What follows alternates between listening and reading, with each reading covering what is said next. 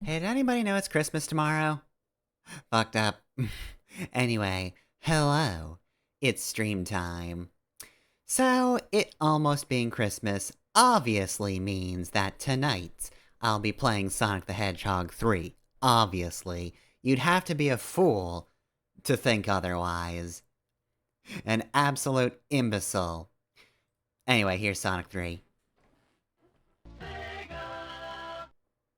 Should probably turn that down so it's not quite as loud. I'm gonna be hearing Hypersonic's theme a lot, as is the norm. So, alright, just gonna, right. Wrong button. That's the cancel button. The menu always gets me. There we go. Look, when all buttons are jump and or roll, kind of forget which ones actually confirm on your setup. Alright, and as always, Knuckles steals the Chaos Emeralds, which doesn't matter. Really, I don't need them, I can just do better things, Knuckles. Knuckles, I have the power of God. You cannot stop me. What did you hope to accomplish, you fool? You absolute buffoon. Were those springs yours, too, Knuckles? Off to a great start. Alright, well, not like it matters. Here's the part that makes this whole thing go fast. Oh, I'm gonna destroy that monkey. Here's also the part that will, just destroy epileptics. Just in general.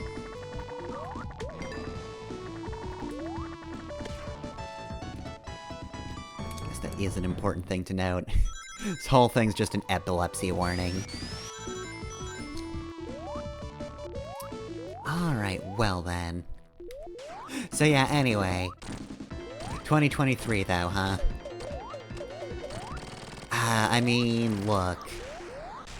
The one thing I will say about, school, the one thing I think I miss is just time making some amount of sense.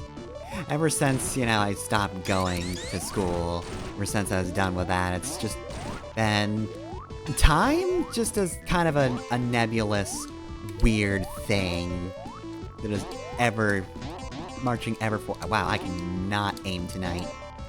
It's just marching ever forward, but like, not in a way that like blocks off particularly well. You stop having— Tails! You stop having summer vacation, and it's just— yeah, no, a year's just a big chunk, I guess.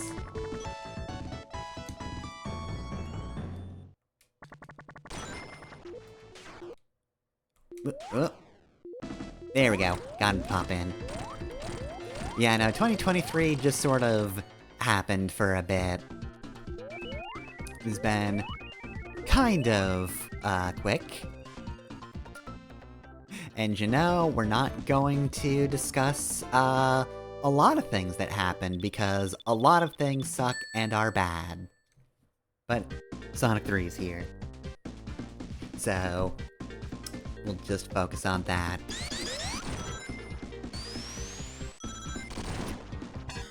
Alright, oh you fool, you're introducing water. That just means I can do this now.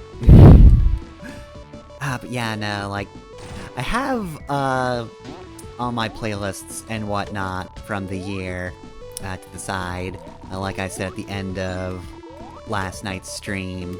Now that I have this new computer, I can actually have things open at the same time. I can actually have visual representation of things I want to discuss, just like right behind my eyeballs.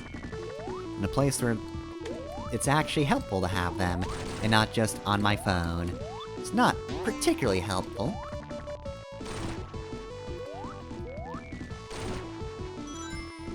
But yeah, that is one nice thing I will say.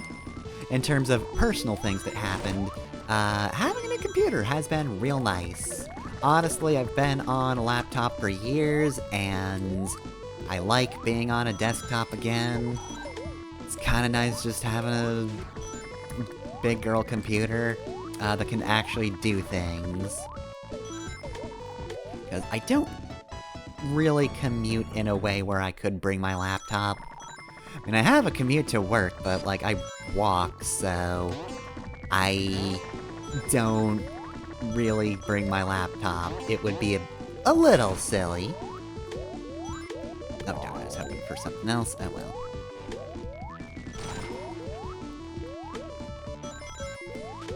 But yeah, like, there's really no use for a laptop for me anymore, so... yeah, now I just have a thing that's powerful. And I'm using it to play Sonic the Hedgehog 3. On the Sega Genesis. As God intended. I mean, it's not on the Sega Genesis, clearly. Even if I were playing the old copy I had, that would still be specifically built for PC. I wonder where that is, anyway. It's probably somewhere. I wouldn't have gotten rid of my copy of Sonic the Hedgehog 3. But also, there's no real use for it.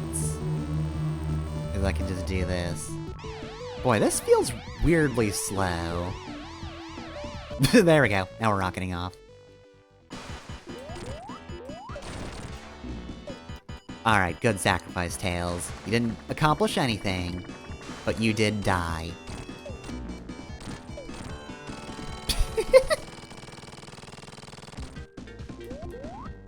Alright, and... there we go, nice. I wouldn't be able to fly up to that with Tails and make any use of it, but whatever. But twang. Alright, let's see if we can do this. And... ah, dang. My timing is way off. Just completely off my game this time around. There we go, that's better. I was gonna just let that lie, but then I decided against it. Knuckles just thinks he's so clever, I can't let him, think this is a win. Alright, now we're off to, Hydrosity Zone. We'll still call it Hydrosity Zone. This isn't a city, it's just a weird temple. Can't convince me otherwise. You might be wondering, what's Hydrosity then? I don't know, sounds cool. It's Sonic, so like, I feel like that's good enough justification.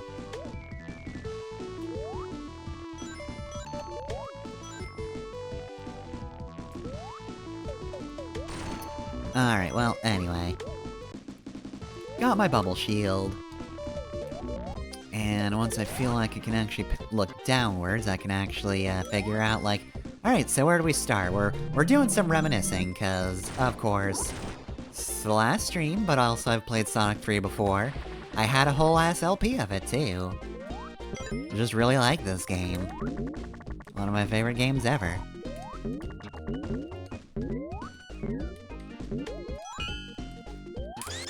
But anyway, yeah, so, looking down, first thing that's on my YouTube playlists is Dragon Quest Heroes Rocket Slime, which does not sound like it's a 2023 LP to me. In part because Loka and I actually did the commentary for that, 2022, so like... basically the entire thing was just done by the time it actually started uploading. Oh, darn it. Well, time to do this. But yeah. Also, I wasn't the one in charge of it, so... was hands-off with all of the editing and whatnot. All I did was upload it. So, yeah, therefore, it's really weird to me that that is just what I started the year with. You're gonna get a lot of that, in general, just me going, this was this time? That either sounds too early or too late. I don't know which. It could be anything. Again, time is eternally just in flux. Not being in the education system means that, time is just a meaningless thing. Years just kinda happen. But anyway, yeah, Rocket Slime was a fun one. Now, I can't insult the length of the LP, but I am sad that I had to split up all my, Rocket Man bits. The stupid joke I kept on doing where I just start an episode off by doing a lyric from Rocket Man, but like, there aren't that many unique lines in that song. Anyway, though, yeah, other than my dumb joke, yeah, no, that was a fun one. Look, it did a good job of, showing off that game. Got through it, pretty efficiently. Sometimes, things went slowly, but you know what? Anytime they did, that was, you know, kind of on purpose, more or less. Because sometimes things in Rocket Slime take time, especially when you have less than good, team setups for the tank battles, which, you know, happens. Gotta show off the various characters. I forget the name of the, curate who sucks.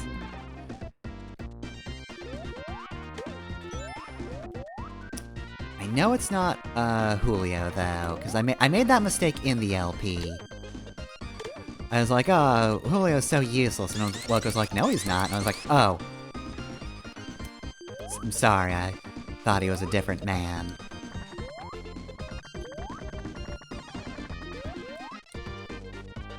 But yeah, no, very fun game to play. It is nice to, not be totally in charge of LPs every once in a while, because as much as I like doing them and editing them and whatnot, sometimes it is just nice to sit there and say words, just kind of in general. When I don't know what's going on, I can just say weird shit and not expect myself to know anything of any true value. Just say a whole lot of shit. And somehow Loka has done that for 2 LPs now. We got through Yakuza. He's like, yeah, no, we can do this a second time. Sorry, Hydrosity Zone theme. You're very good, but I feel like I would have gotten hit if I wasn't careful there. If I just didn't immediately go Supersonic 2.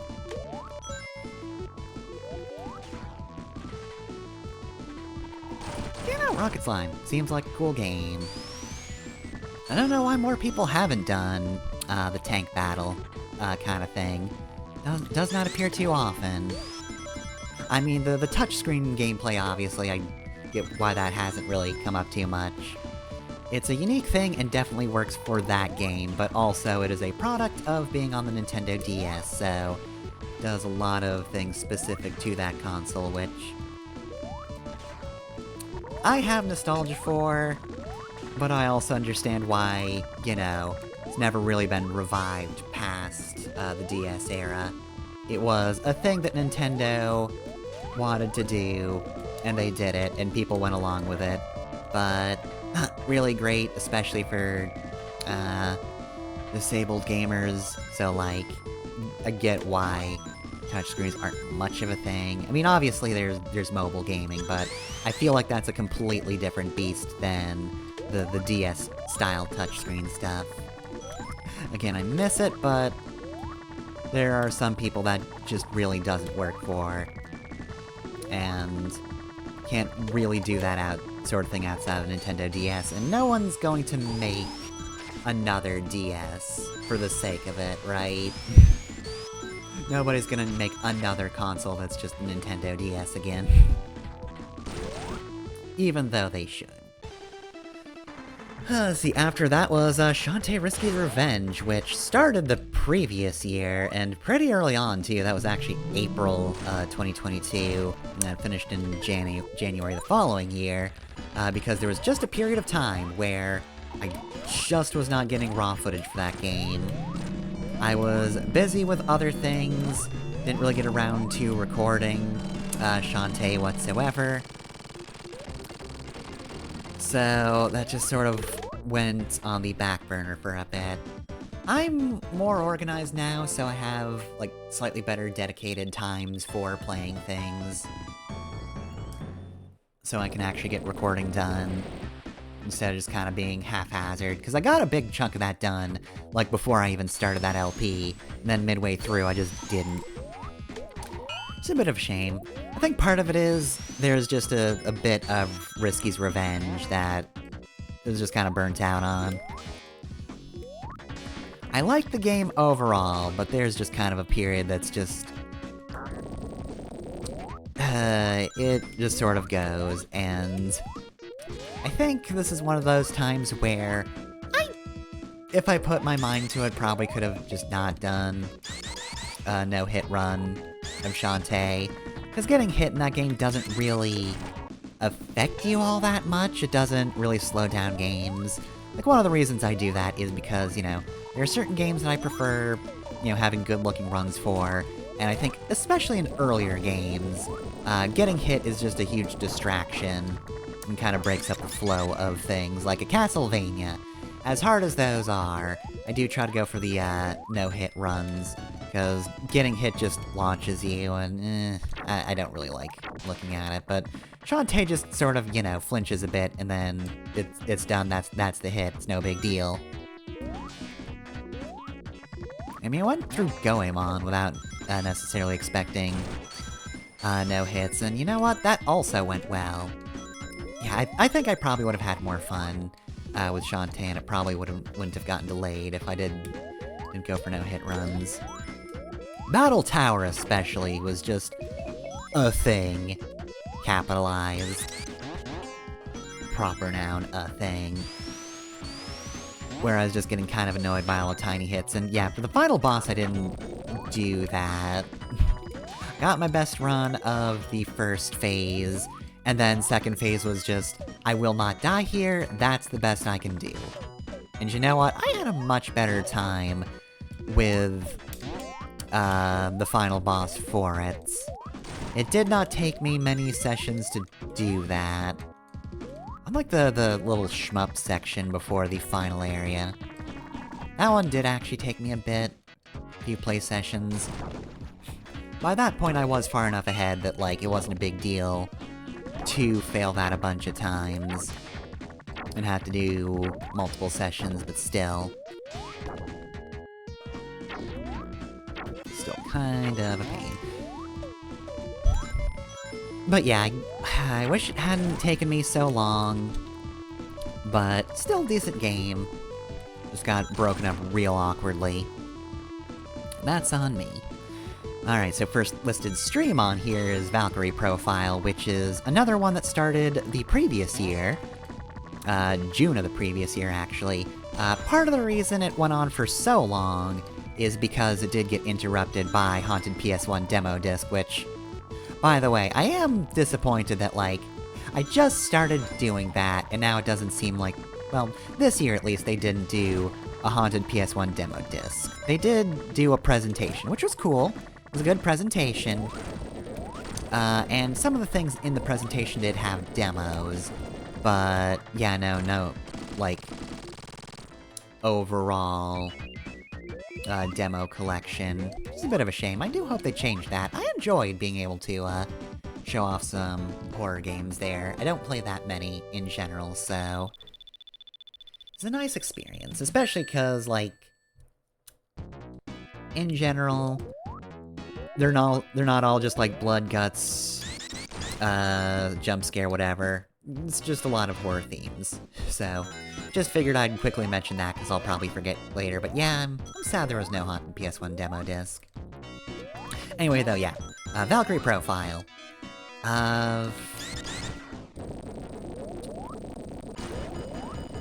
Don't remember how much I said about Valkyrie Profile last year. I don't think I'd changed that much about what I said, but yeah, no, solid game, I enjoyed it. I think it gave me a bit more of a appreciation for, like, weirder JRPGs, more in the sense of, like, it's not Final Fantasy, and that's sort of the default state of RPG to me.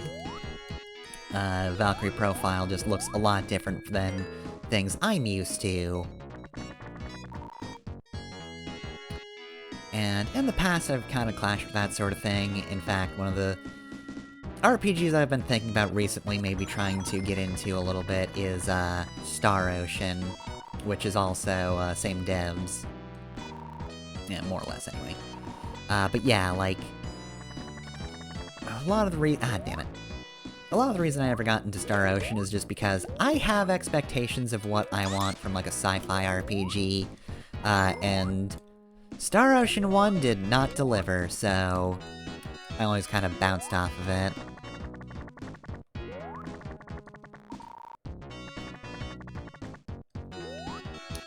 But, I don't know, after enjoying Valkyrie Profile, I feel like I could probably, give it a go and see how I like it. Even if it's not exactly my cup of tea in terms of, like, what I want for, the genre within, that JRPG. I think it probably has its own merits that I've kind of been overlooking, and I know Star Ocean 2 is super popular.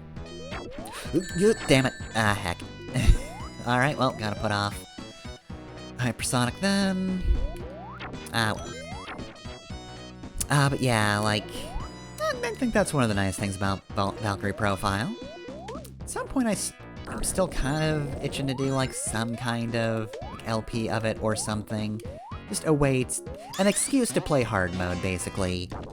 And maybe just have a much more organized look at the game than just sort of a haphazard stream, as I am wont to do. This is a fun game, but there is a lot of chaff that could be cut. Also very interesting. Good, solid storyline, very strong themes. I'll go Hypersonic. And just a pretty good overall experience. I'm a little bummed that I got to Seraphic Gate and the game was like, well, you don't have, you didn't do hard mode, so you don't get to do any of the cool stuff. So at that point I was just like, alright, well, why bother with hard mode, though? I have spoiled myself on some of the things in there, and they're neat. But yeah, I just would not have gotten the, same experience for being on normal mode.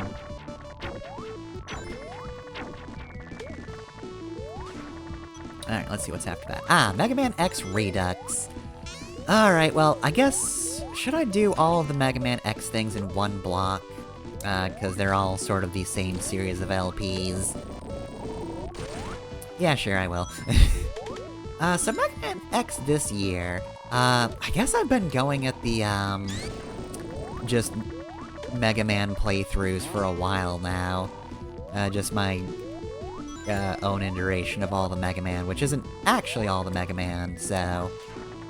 Rakow's still gonna hold the record on that one, but yeah, no, there just came a point where I wanted to LP, Mega Man 02, but I'm like, but last time we, left in on, Mega Man X, Zero was dead. Maybe I should, LP X2, you know, cause Zero's dead and all, so obviously, the Zero series can't exist with Zero being dead. And I think at that point it's just like, okay, well, if I'm gonna be like that, why don't I just do why don't I just play all the Mega Man games then? Let's do them as a series. Let's do this. Oh, darn it. That's nothing. But yeah, so, since then, yeah, for a few years at this point, I've been doing, just a playthrough of the mostly main series Mega Man games. There are a few exceptions here and there. For example, Mega Man V for the Game Boy isn't really canon, but I gave it a shot, cause I really liked the, idea of the bosses in that game. I think it was cool to have just planet themes as, the overall bosses. Is a neat idea, and it was a decent way to look at the Game Boy Mega Man games. Which I otherwise wouldn't have looked at because a lot of them are retreads that I'm not particularly interested in. normally. And the same actually goes for Mega Man Extreme.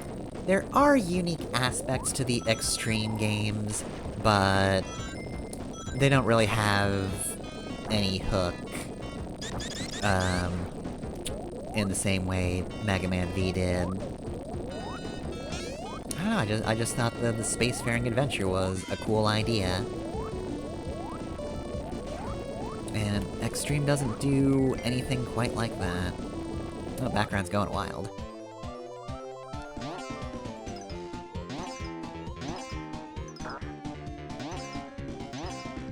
But anyway, yeah, as for the actual X games that we're gonna want to pay attention to, the actual thing I was talking about.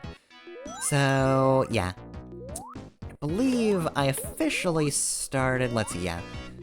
The LP started January 2nd, so I probably did the Day of Sigma commentary earlier than that. And that's what I spent my first half of vacation on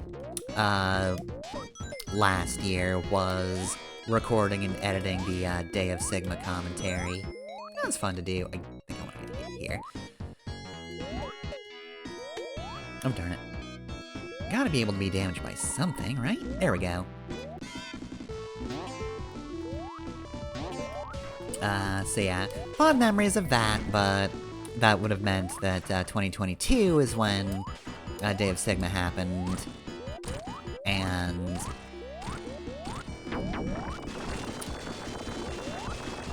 couldn't get one more in. Yeah, and then it officially started in 2023. So yeah, this year was the fun half of the X series. I already kind of discussed this, in the, last night's stream. This is the year where I played most of the good X games. Started strong with Mega Man X1. Good game. Can't really fault it at all. Admittedly, I didn't particularly like I didn't like playing, Maverick Hunter X that much. I don't know. Capcom's PS1, remake, or, PSP remakes, rather, just aren't my cup of tea. Like, Mega Man Powered Up isn't actually bad. Like, it's overall solid, and I don't dislike the art style in general. I just don't know if it's the direction I would have taken a remake exactly. I might have wanted something a little more straightforward. Sometimes devs just decide to make their remakes more toy-like. I say specifically thinking about Link's Awakening, that remake.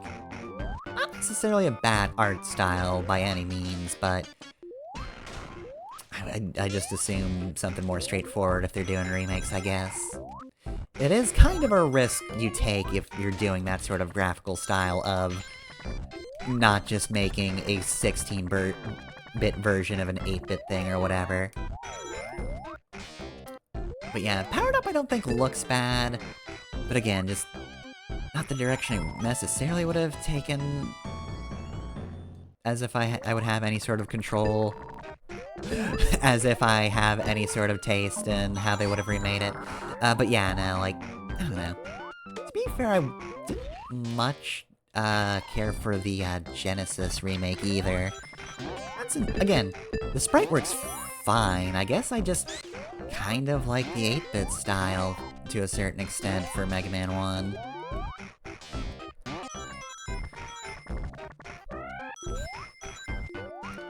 But yeah, anyway. How did I get to that from oh right, Maverick Hunter X. Yeah, I don't know. I just didn't really like playing a slightly remixed Mega Man X. Playing them both at the same time, I just really prefer X1 just as a game. I think it looks fine, I think it plays great. X is still just a really well-made game. Very solid platformer. And yeah, again, Maverick Hunter X is fine, but it was a little tiring to play that at the same time as a thing I distinctly preferred, just for the sake of recording the, boss dialogue. You'll notice I never actually bothered with Vile mode.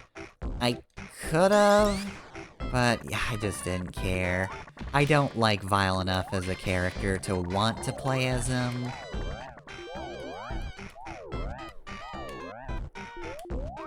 Oh, darn it. I actually want to keep the, electric shield. But yeah, I don't care much for Vile, and I was just kind of done with Maverick Hunter X. But otherwise, it's always fun to play Mega Man X1, which is, I guess, part of the reason why it was a Redux LP. I had played Mega Man X for the channel before, years ago, so I just kind of assumed that the LP probably wasn't great, and so I just made a new one. Oh no, I have to play Mega Man X again, whatever will I do?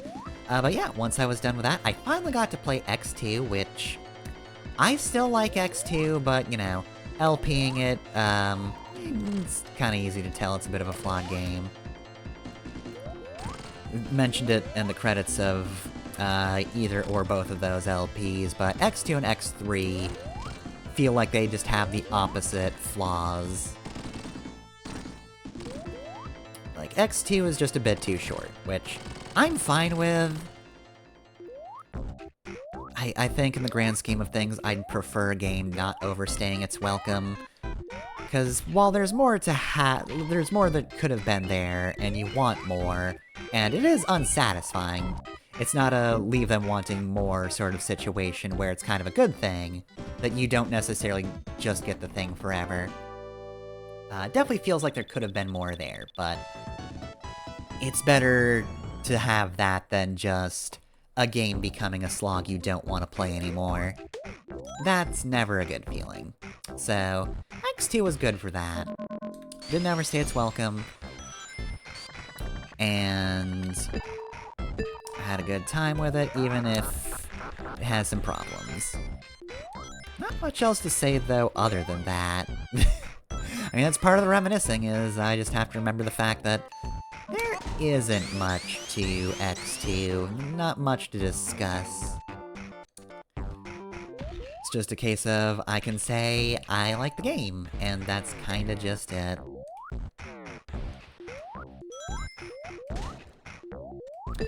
But then I guess that means we go on to X3 then, which... Yeah, I'm glad I had that hack. The Zero... God darn it. The Zero hack was definitely a good addition. I probably would have appreciated X3 a little more, just for LPing it and kind of seeing its differences with 2. But at the same time, it's still not my favorite game, and I have frustrations with it that were mostly solved by the hack. Having a proper save system was cool. Oh, whatever. I'll just unhyper later. But yeah, no, good hack. Having Zero without all the strings attached, it just makes it such a better game. I don't know why he was so limited. I guess he was pretty strong, but... I really think it took away a lot from the game to not have a useful Zero when he was having his first proper introduction in terms of gameplay.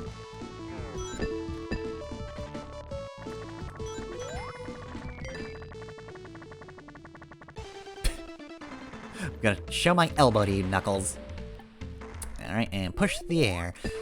But yeah, no, I had a good time with it. Again, it's a little more of a slog than X2. So I think I still prefer X2. But not a terrible game. I think in the long run, I enjoyed that as an LP. I actually enjoyed my time playing the game. I'll look back fondly on it, which is more than I've ever said about X3. Like, left X2 feeling more or less the same about it. X3 I actually have a more positive impression now, which is cool. And then we had X4, which is the last X game I've done for this year. I could have started X5, but I didn't. It would have just been cut up by Christmas a bit. So I just figured, we'll wait till next year. Start that off, but X4 is real fun. I mean, that's kind of the agreed upon thing. People enjoy X4. It is definitely everybody's favorite PS1 Mega Man X game, for a good reason. But no, it was a good solid... Really? Yeah, no. Alright. Whoops. Got crushed by nothing. Anyway, though, yeah, right, I was on X4. X4, you know, I haven't actually played much of X4, though, or like I did before, the LP, rather. But it is a case where I enjoyed playing it twice over. I mean, I didn't beat the game as Zero, only X, so I only finished it the one time, because I did not want to fight Sigma again. I'm not the biggest fan of the final boss, but the rest of the game, like, without any, hesitance, God damn it, again with that. But yeah, no, I didn't dislike playing the game twice over, which can kind of vary. Sometimes when I play the game twice, the only real difference in the playthrough is just a character works a bit differently, but is overall more or less the same game. That can be a little tiring. Not always the biggest fan of that. And of course, I think I disliked Mega Man 10 a lot more for playing it 3 times over. Even though that's one of the things I was looking forward to, was the fact that, like, Proto Man and Bass were playable. You didn't have to do DLC stuff to do... Well, Bass was DLC, but, like, he's a lot more distinct, is the thing. Proto Man I could have played in Mega Man 9, but I didn't because he's just kind of bad and doesn't really have any difference other than just he is hard mode. God damn it. This is a very awkward run.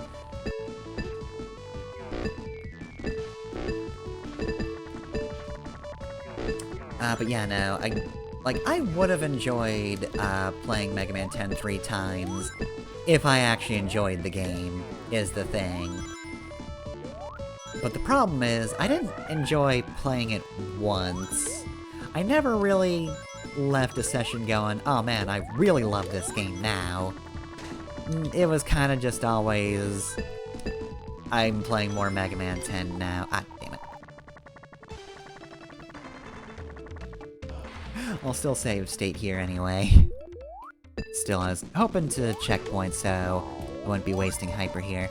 But yeah, X4, though, on the other hand, man, I had a good time playing as X and Zero. I was more neutral on playing both characters. I had to play X... No, I'm thinking of the, New Game Plus stuff for X3, that's what it was, because... No, the X3 hack did allow you to alternate characters without having to start new files with them or anything. But of course X4 does not have that. But again, very much enjoyed playing the game twice over. X and Zero are just distinct enough, and in general, the game's just fun. Like, it's just got a good, solid level design. I enjoyed myself thoroughly on that one.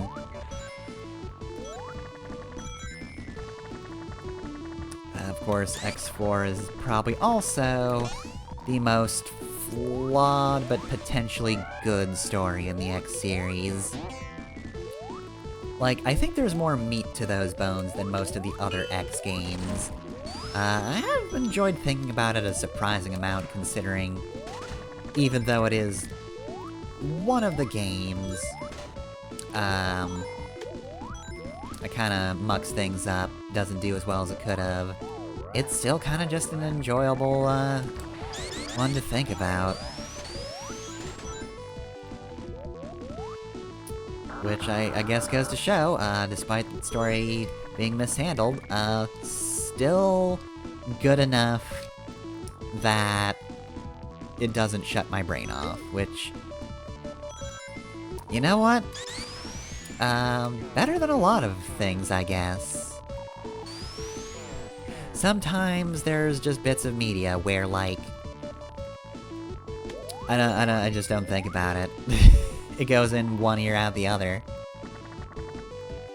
And those are always my least favorite things, because I like thinking about things. I know that's not popular on the internet, but like... Thinking about things critically is actually real fun. It's a good time. I mean, yeah, I'm an English major, but like, so what?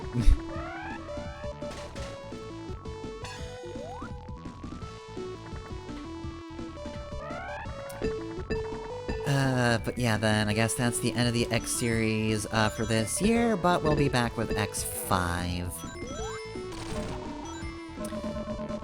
Which, I'm actually mostly done with, recording X5. I'm actually, on the cleanup portion of it, which will be more significant this time.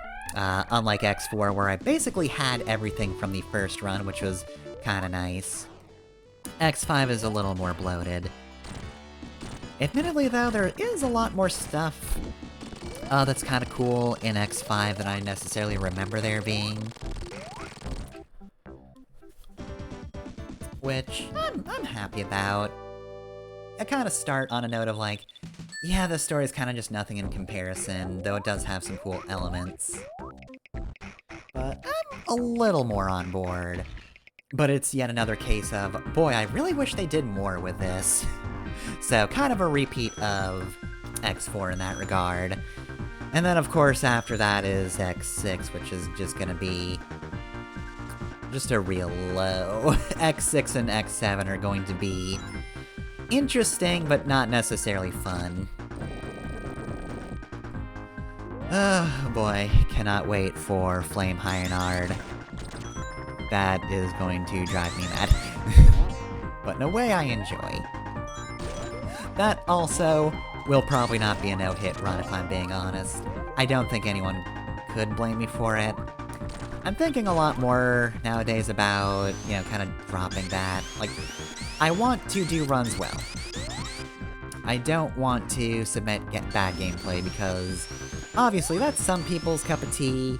Obviously, some people don't mind mistakes and think that failure is good, but I think in regards to, like, me also having the non-com versions uploaded, and, I don't know, if I'm watching a non-com thing, I don't want to watch somebody die over and over again.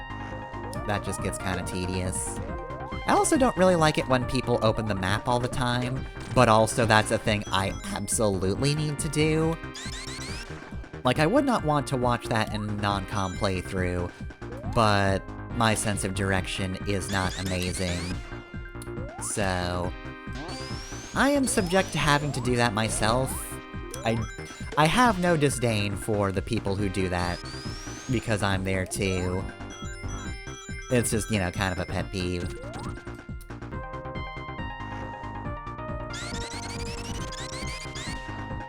But yeah, in general, I don't know. It takes up a lot more time, and it's not necessarily always worth it. I want to keep no deaths, typically. But... in general, I think maybe that's the thing I'll aim for a little less. I mean, technically speaking, not getting hit in Mega Man X5 has actually meant that I don't get to show off a certain aspect of the game in regards to one of the differences between X and Zero. Darn it. Knew I was supposed to go left, and yet I held right for too long. Yeah, technically speaking, not the ideal playthrough then. because there's just a major obstacle in this game that is actually part of the story. Like, that mechanic is referenced in story, and I don't really show it off ever, so technically speaking, I'm actually doing worse by not showing that off. Good. Oh. And of course, the house rule is that, if X and Zero ever fight, then I drop the no-hit run thing there, because it's just cooler to see them fight and actually exchange blows. Certainly that won't be relevant, though. Certainly not. I missed a whole bunch of rings, whatever. God, that is still the prettiest background. Hey, I know I haven't been talking that much about Sonic 3. Just sort of vibing as I talk about all the things I played this year, but this is still a really good-looking game. Figured out that I should throw that out there.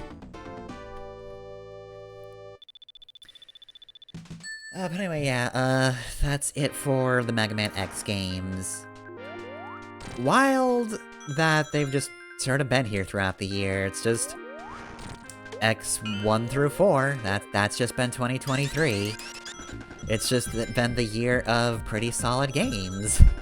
It's weird that there's just gonna be such a distinction between years. And then, again, another thing I mentioned, in last night's stream, but the year after that is probably gonna be RPG stream for a while. Or, not stream, LP. Alright, so let's see, after that is listed Dragon Ball Xenoverse. God, that was the beginning of this year. No, that was, end of last year. That started in October. Oh god, going back to the new computer. God, do I wish I had this computer for Xenoverse. I feel like I haven't necessarily done that game justice now, and I'm probably just gonna be flashing back to a lot of things and going, I could have had something so much better for this, if only, if only. Apologies to the laptop sitting right next to me, however, I do wish I had gotten a proper desktop back in the day.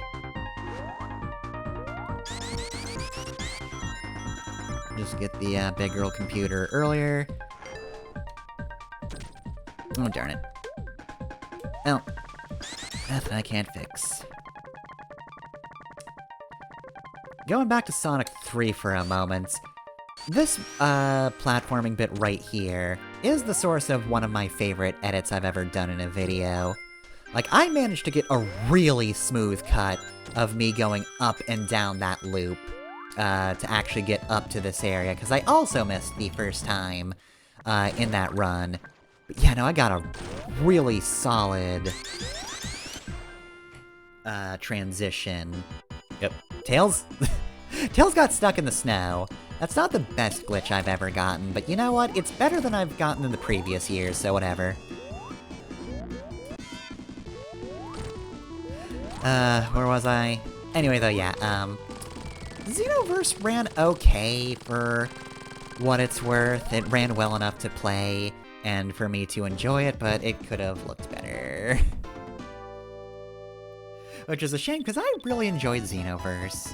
I think in terms of making a Dragon Ball video game, Dimsk did a pretty good job.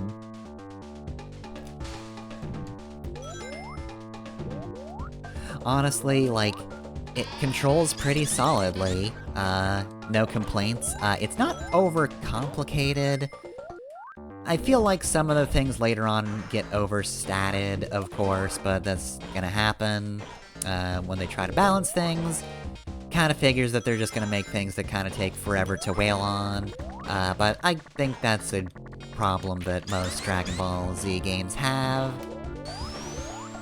Not unique to Xenoverse, but also the actual gameplay loop is fun enough where I don't mind it and it doesn't feel slow. Like, some of the PS2 games I've seen and played a little bit of... oh god, which one did I play again? I think it was Budokai 3? Or is it Budokai Tenkaichi? Not the fighting game one per se, but the... I mean, I guess it is kind of an arena fighter. The PS2 one... that is just sort of like Xenoverse, but clunkier, and kind of takes forever to do anything in any of those. Though I think it's also a little more combo-based. It's kind of hard to describe Dragon Ball Z games because they do kind of end up going for very similar things. Like, if I'm too vague, I could wind up describing, Dragon Ball Z Kakarot. And, oh, really? Ugh, that sucks. Okay, Tenkaichi. Yeah, I've played the 3D one a little bit.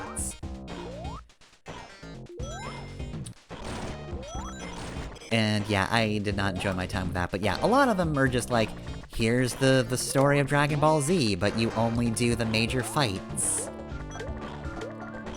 And I mean, obviously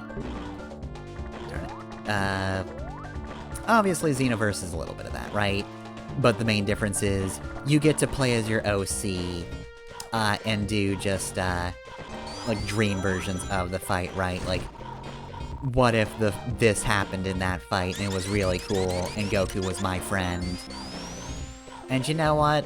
I had zero qualms getting to play as Yora. It's gonna be interesting, whenever I get to Xenoverse 2, because I already kind of know the thing about that game.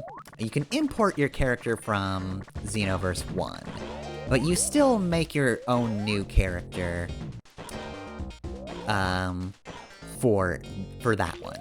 So, I won't be playing as Yora, for Xenoverse 2, but considering all of the other OCs I made, actually probably transform. Considering the other OCs I made and how hyped I was about them, I don't think that's gonna be a problem. Really, it's gonna be an issue narrowing down who I want to play as, because I kind of love that entire time squad. How do I do a tabletop roleplay game with myself?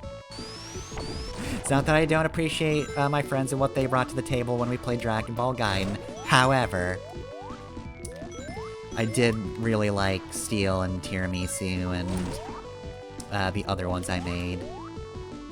Shoot, who's the Saiyan I made? I liked her too. I made an android at one point. But yeah, no, narrowing them down is gonna be hard. I'm probably go with Tiramisu, because I kinda wanna play as Boo. But I have options, and that's what counts. But yeah, no, I think that's part of what I really like about Xenoverse, though, is it's just a really exciting game. Like, it's extremely fan-servicey, but it is actually one of the few Dragon Ball things where, like, I mean, they're all fan-servicey, they all want to be like that. Xenoverse is, one of the only ones that I think has actually succeeded at just making me really excited about the whole thing. Oh, the gimmick for the Frieza Race OC was that he just fucking sucked. He's just the guy who was real garbage. This doesn't count as a cool new glitch, because this happens all the time. But yeah, no, like... Yeah, even... Wait, hold on a sec, I haven't seen that before. I didn't see the building blocks falling before. I still won't count that as a new exciting glitch, but still. Yeah, I forget what I named the Frieza OC, but yeah, his whole thing is that he just sucks. Like, usually they try to make the Frieza characters... I was gonna say, at least they usually try to make the Frieza characters kinda cool, but then I remembered the Bardock special, in which they extremely did not. But yeah, no. Whatever his name was, he was just garbage.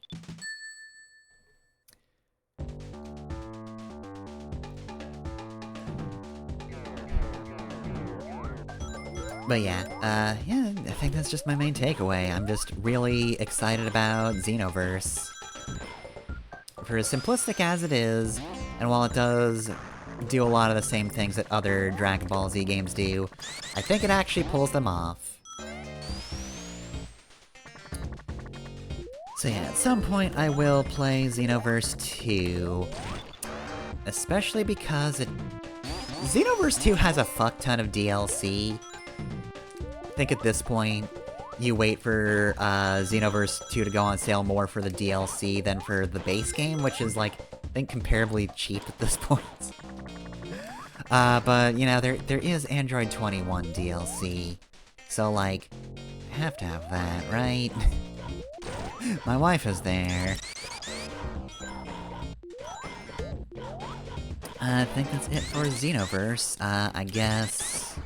next on the list is Phoenix Wright Ace Attorney. But only the final case, because I did... Ah, god damn it, Tails. Tails! But yeah, just the final case, Rise from Ashes. Which has never been my favorite case in Phoenix Wright 1. I've said it plenty of times. I think most of Phoenix Wright 1 is just such a well-wound-together game that having this DS exclusive chapter just sort of break in and go, yeah, here's a whole lot of DS gimmicks, because we're on the Nintendo DS now, felt really intrusive and feels so distant from the rest of the game. But at the same time, it's not without its merit. It is still an interesting case. And it's got a lot of good characters, mostly Damon Gant, who's just such a good villain. Very solid, intimidating man. Stares at you for like 10 seconds before saying anything. That is just the most terrifying thing imaginable. I'm just gonna transform. But yeah, no, I don't really have much to say about it other than that. It is the odd case out. Not bad, but also...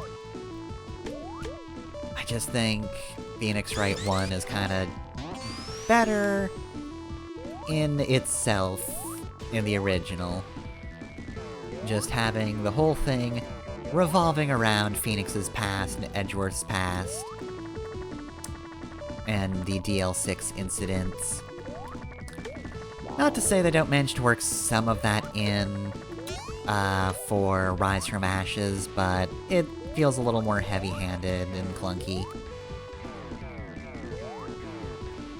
I also don't think it was necessary, to set up Phoenix Wright, Justice for All either. I think Justice for All explains itself pretty well. You don't really need the, extra bits of information.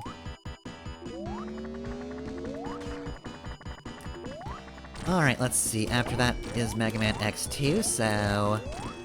I'm going to use the Egg-O-Matic ride to take an opportunity to scroll up so I can actually see the next things. And also take a drink, because I haven't in a while.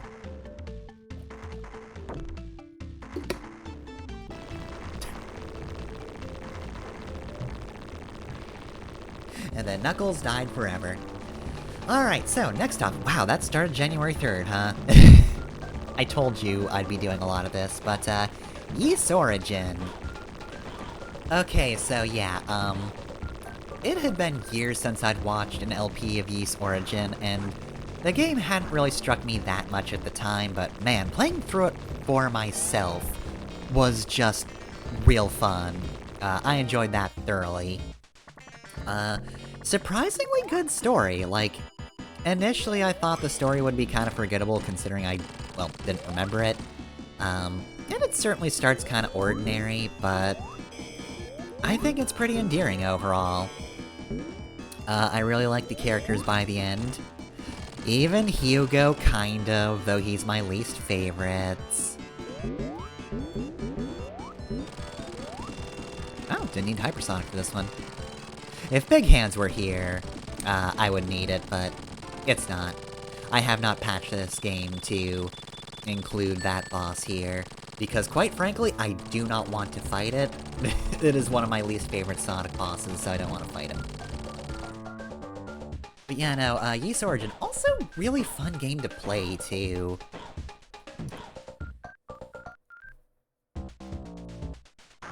like...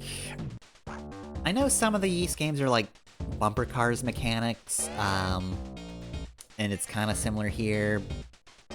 It's not quite the same as like the early Ys games, but it's just still sort of just kind of a very hack and slashy sort of deal. Kind of simplistic in execution. There's a little bit of... nuance, I guess, to the way, like, relics and stuff work, that add, like, just enough to the game. Without, like, overcomplicating it. But also, it is weirdly more fun than I thought it would be for how simple it was. I enjoyed the hack-and-slash mechanics throughout the whole thing. The 3 different characters are pretty cool, in terms of, like, figuring out what makes them tick, though that mainly had to do for bosses. Because there were differences for enemy fights, but, you know, the bosses were the main meat of how do these characters work differently, how do you deal with things differently from person to person. Also, Toll's just kinda cool as hell. In terms of how he fights, just... Oh hey, look, here's the reckless attack-based character. Cool, I wonder who my favorite is gonna be. Also, we didn't fuck up, his playstyle like we did Unica's. Whoops, a lot of what Unica does runs counter to how the game even works. I enjoyed it at the time, but I can see how, that doesn't exactly go over well. If you're a big fan of the mechanics and invest a lot of time into, just how everything works and doing all the optional stuff with different characters, I can see why you'd be like, I don't want to play as Unica, she's not great. Oh yeah, and I also never even touched the harder modes. Which I have been informed are kind of interesting in how they're difficult, but not necessarily something I really want to pursue. If I ever touch Ys Origin again, I probably will just run at the same difficulty.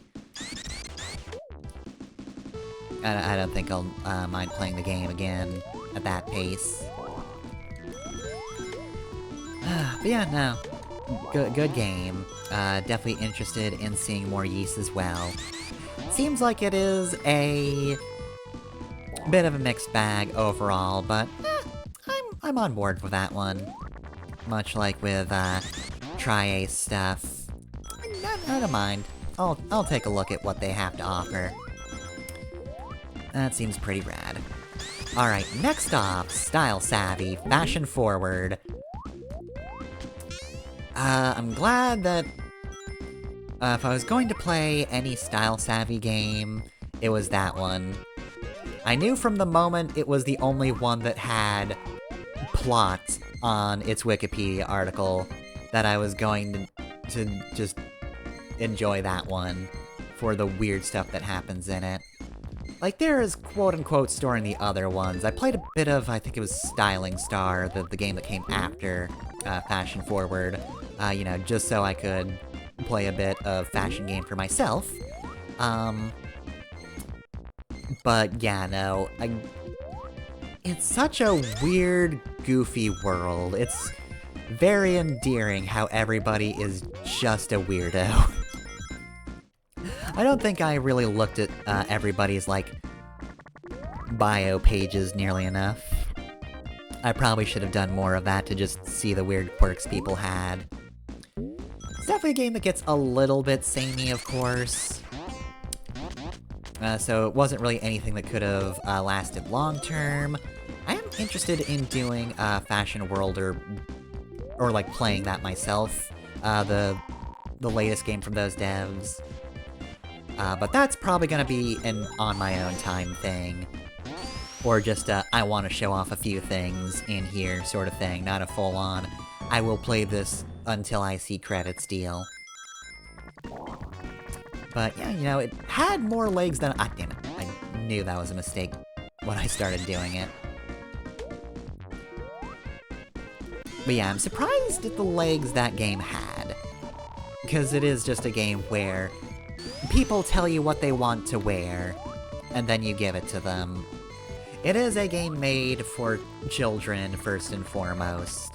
So, like, it's going to be overall kind of simple, but a lot of good, just, you know, outfit designs that are possible in that game. It's kind of what you would want from a fashion game, huh? If you're going to purchase a game about fashion, the clothing options had better be good. Otherwise, you have fucked up. Kinda self-explanatory. Bonk.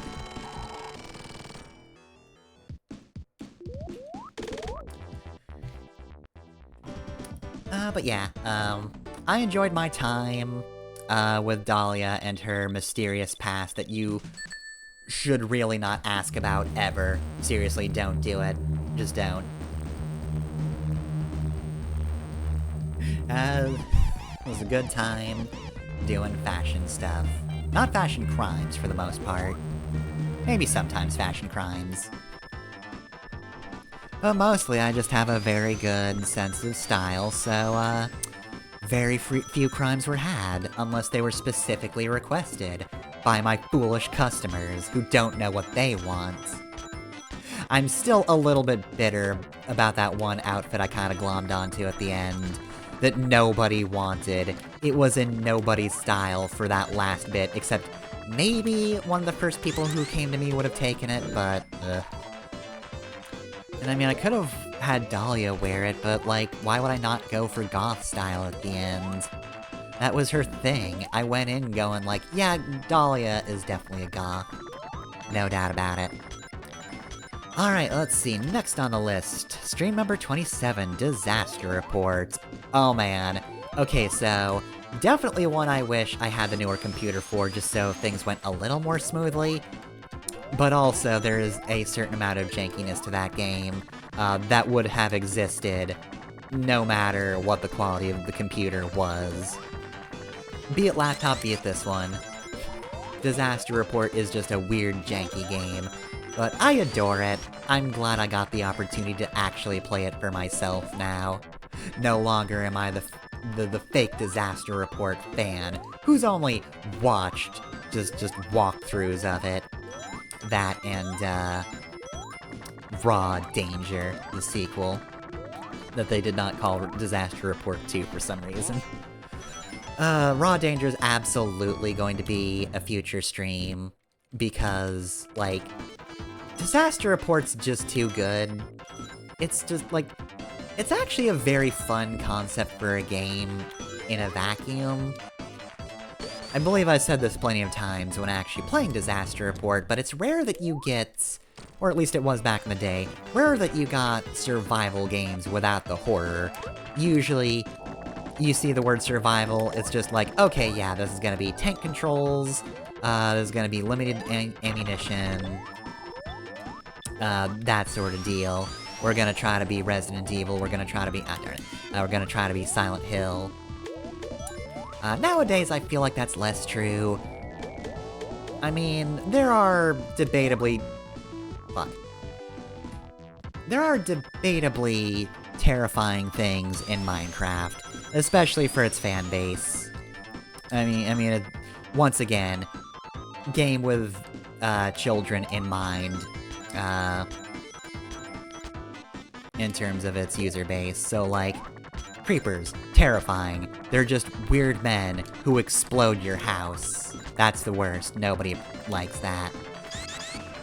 And then they just added a bunch more stuff. They're just fucking the Ender men. Here's just these weirdos who pick up blocks, but also they will kill the shit out of you if you mess with them. They teleport behind you and say nothing personal, kid. It's just weeping angels for, you know, people who aren't, necessarily into Doctor Who. You're not that kind of nerd. But yeah, no, again, nowadays, there's a little more, straight survival. But Disaster Report was there before anyone else, mostly, probably. debatable, but I don't have a list of things in front of me, and I have not memorized a list, so... I'm sure there are other examples of games that are primarily about survival, but I'm not thinking about them. But yeah, no, I love Disaster Report. It's just such a weird thing. Again, good concept in a vacuum. Just having to survive a natural disaster is a simple concept, but absolutely one you think, if a tsunami hasn't happened recently, I could totally play a game about escaping a tsunami. It's maybe a little insensitive if it is a thing that's just happened, but, you know.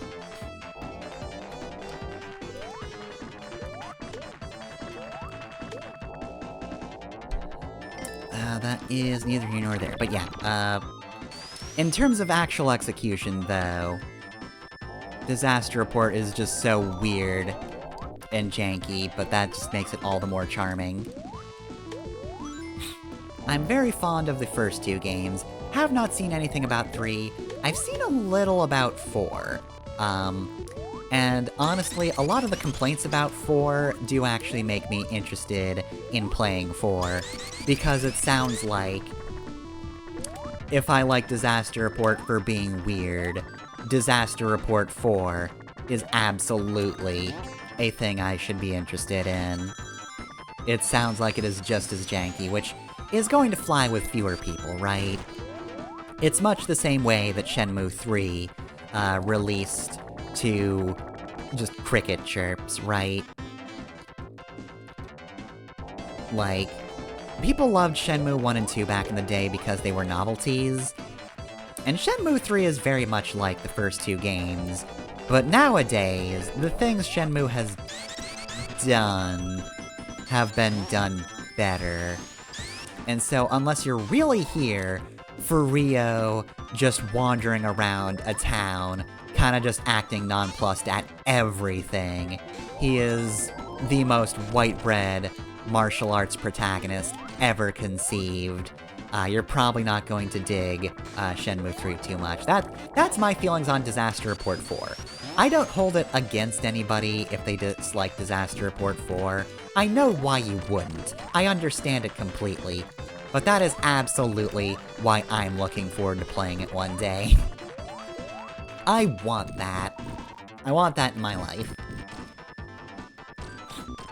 Alright, next on the list is Sonic Adventure 2. Alright, that was just the one I was excited about for quite a while, and basically throughout the entirety of me playing it as well.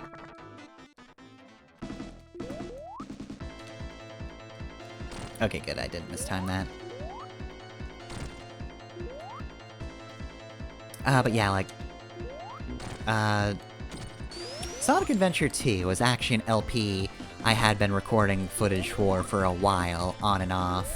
Like, in fact, this time last year, I was actually playing Sonic Adventure 2. I distinctly remember, playing Metal Harbor over my vacation last year and practicing that one.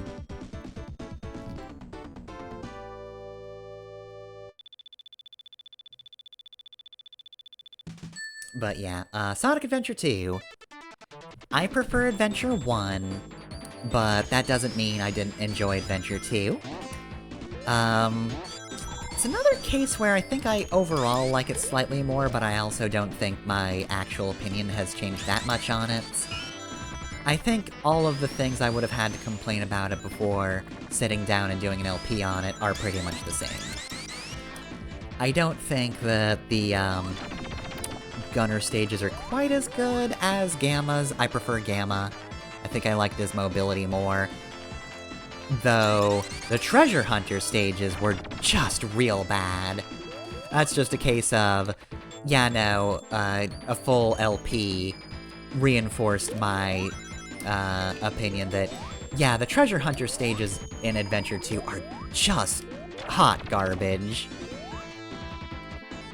But, honestly, like, there's a reason Adventure 2 is just so good and beloved, like, thematically. As much as I like the storytelling style of Adventure 1. Adventure 2 definitely has its charms, and I like the characters, and I think overall, like, it just has a very solid theme overall, with Shadow the Hedgehog actually being just unironically an excellent character in that game. Look, said it in the LP, there is a certain facet of me thinking Shadow's cool. It's just a leftover of being 13 years old and seeing the black and red hedgehog with hover skates, but genuinely, he's actually a very good character. Of just having this very defeated attitude of, I lost everything, so all I can do now is get revenge for what I lost. But then eventually realizing, wait, actually no, that's not what the person I lost would have wanted. And I mean, like, Live and Learn, again, great song on its own, but also very powerful ending song. Fits the themes perfectly. Like, as much as I love Open Your Heart, and I think I kind of prefer listening to Open Your Hearts, I'm the odd card out on that one. Live and Learn is better. Like, Open Your Heart is, dang, bad shit's happening, which, sure, that describes the situation with perfect chaos. The water is rising, I'll give you that. Probably little children crying somewhere here. But yeah, no, Live and Learn is actually just a very solid look at what the game's about. Also, I also like, supporting me.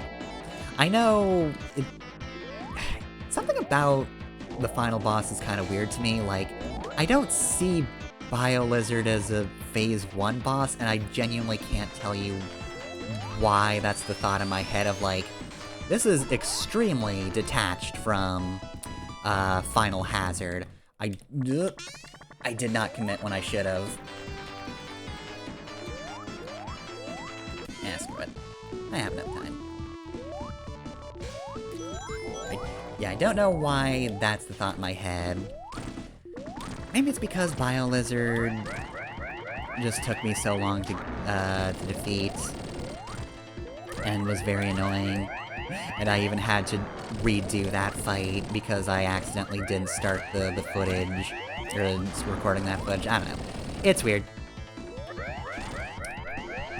But yeah, no, like, supporting me as the Phase 1 final boss theme is just real good. I'll admit, get a little bit teary at the lyrics. It's an allusion to the fact that Shadow's gonna die. Gonna be leaving her before long. But yeah, no, Supporting Me is a very cool song. And then you just go from that, which is, you know, the darker song, to Live and Learn. Real solid game. Yeah, there were definitely bits, though, that were annoying to record. I don't think the, like, post-game stuff, all the extras, wound up being that extensive. Though also, I'm pretty sure I was able to use, some of my sick time off, to do some of those. Like, man, I played, the cart stages just ill. It wasn't, like, so ill that I could not function, obviously. It was just, I should not be working like this. But I will play, some of my least favorite stages, in this game, while ill. But yeah, I think a lot of the Arc stages really kind of annoyed me. Mad Space was not great, Meteor Herd wasn't a fan either. Crazy... oh god, Crazy Gadget was just... ugh. Ugh. There there were just various stages that took me forever to actually play, like Tails' last arc stage, Eternal Engine or whatever that was called. Oh, I did not like that one. It's a good thing I did start playing that game so early on. Because, yeah, there were just points where I just had a bunch of sessions where nothing actually happened. Ultimately, I didn't really have anything usable. And that's also why I did the, Cannon's Core footage the way I did. Because I didn't want to do the whole thing in one go.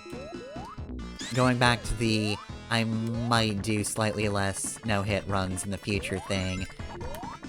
Boy, even getting something usable for Cannon's Core was not fun and definitely took a couple sessions.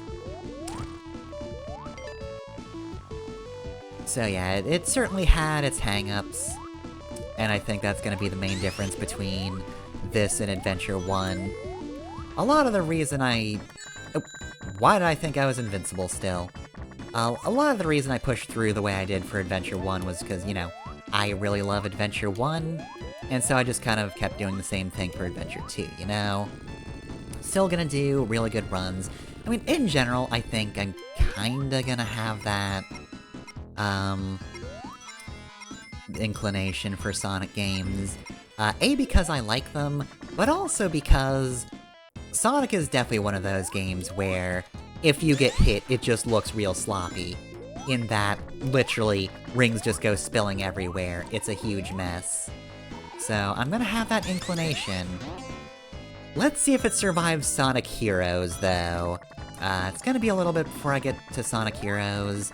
I might wind up doing Advance 2 first, do a little bit of progress on that one. But, oh boy. Heroes. I mean, you managed to survive that.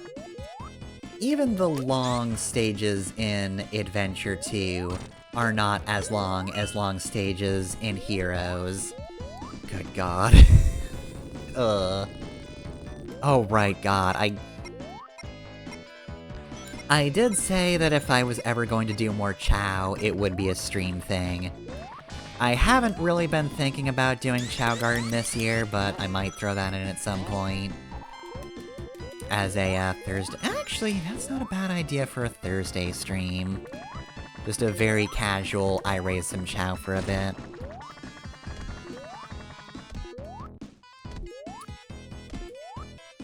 At some point I wanted to do, Act 2 of Slay the Princess, as a Thursday stream since I've beaten that game before.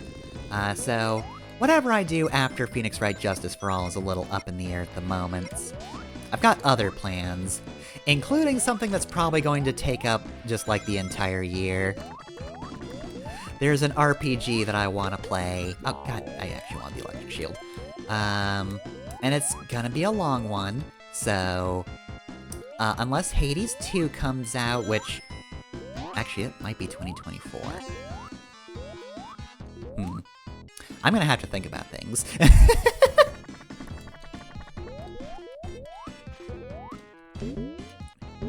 But anyway, yeah, I've got an idea for, what I want to do for Saturday stream following Mega Man Network Transmission.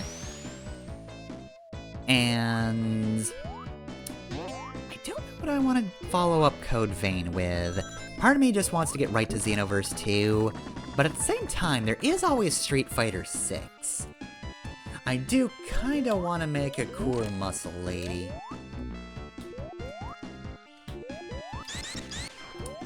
Yeah, I'm probably just gonna look over, games during the winter sale and see, like, what would I like to stream over the next year and see what has a good character creator. What do I want to make after I'm done with Rhododendron, and she, I assume, takes over the entire world, but doesn't go mad, unlike the other queen.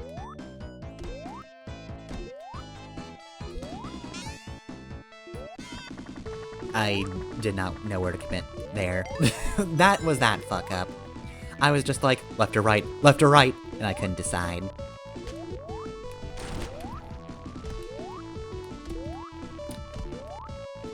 Anyway, though, yeah, do I have anything else to say about Adventure 2? I don't think I do.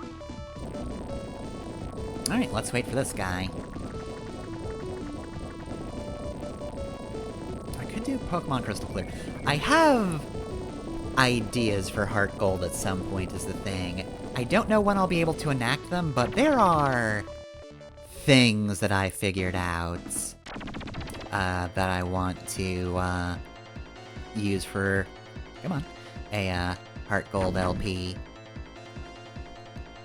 I don't know if this is gonna be another Pokemon here, but we'll see at some point. See what I get around to.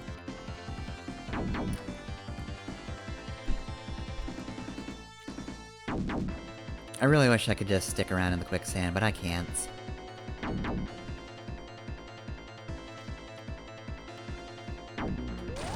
Goodbye. Alright. Anyway, though, yeah, I think I'm done with Sonic Adventure 2, though. I think I've said my piece on that one. Ooh. I might as well just do this for score bonus, because you don't stay here.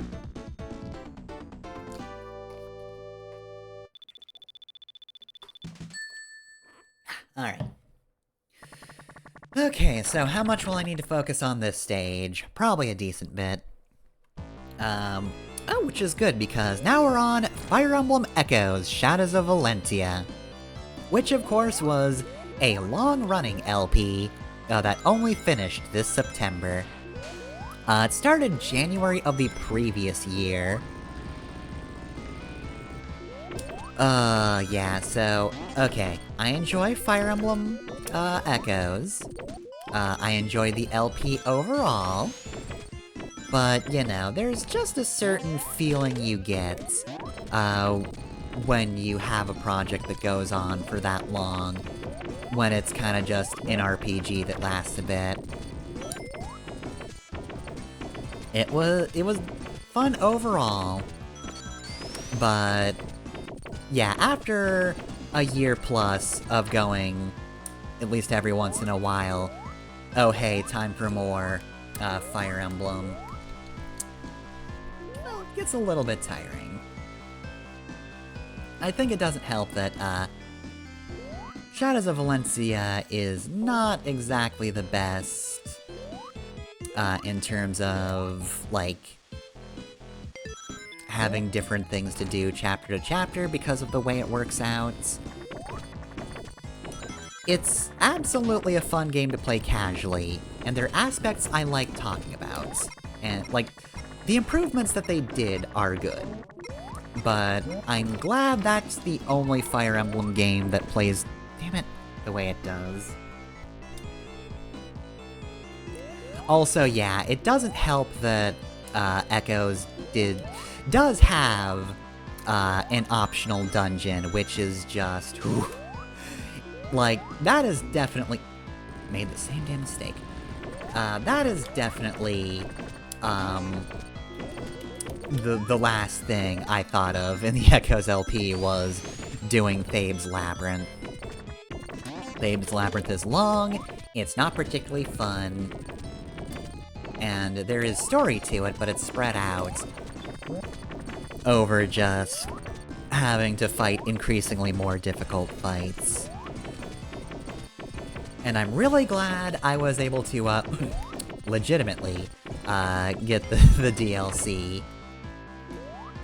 Because having overclass for that meant I could live in a little less fear of fucking up at the end.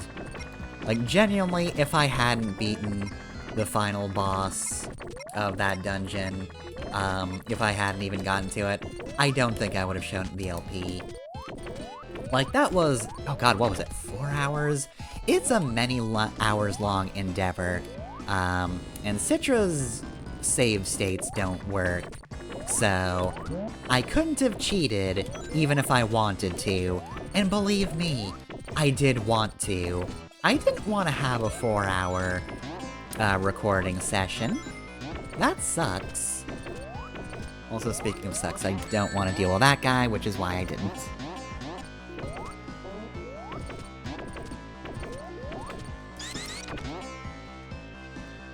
But yeah, no, like, getting that whole thing together was just a pain, and again, that's the note I ended on, so... we were a long ways from being able to talk about, like, all the cool things they did from the start of the game. To modernize it a bit, to, help the story along.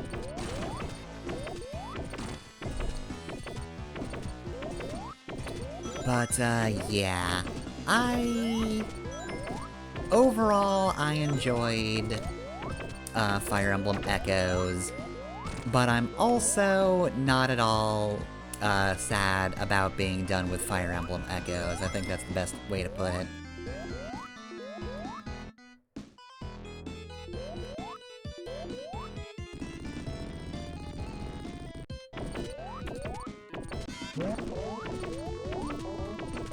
I don't know why I haven't found a- oh, there we go.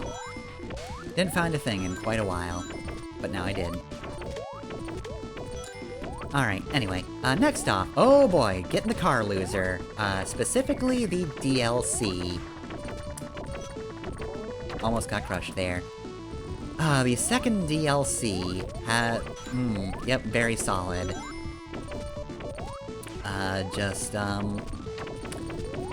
Good short story about the alternate timeline, about meeting your heroes. And the complexity of it. It's not necessarily good, it's not necessarily bad, especially in the conditions, that Emily found herself in that timeline.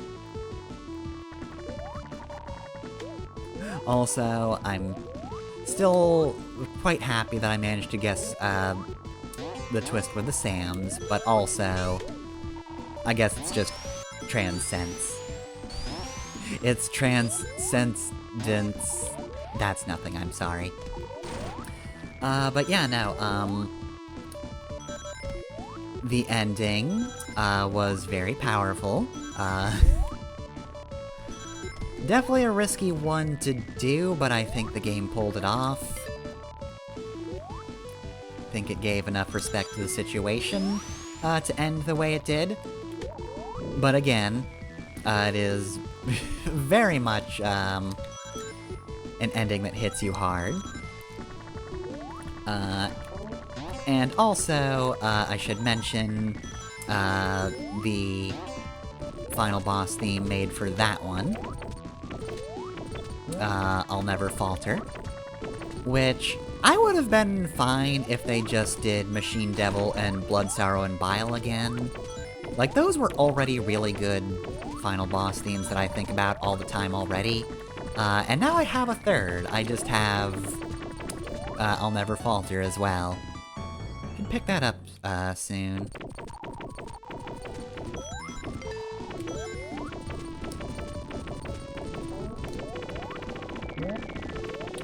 But yeah, no, real good DLC.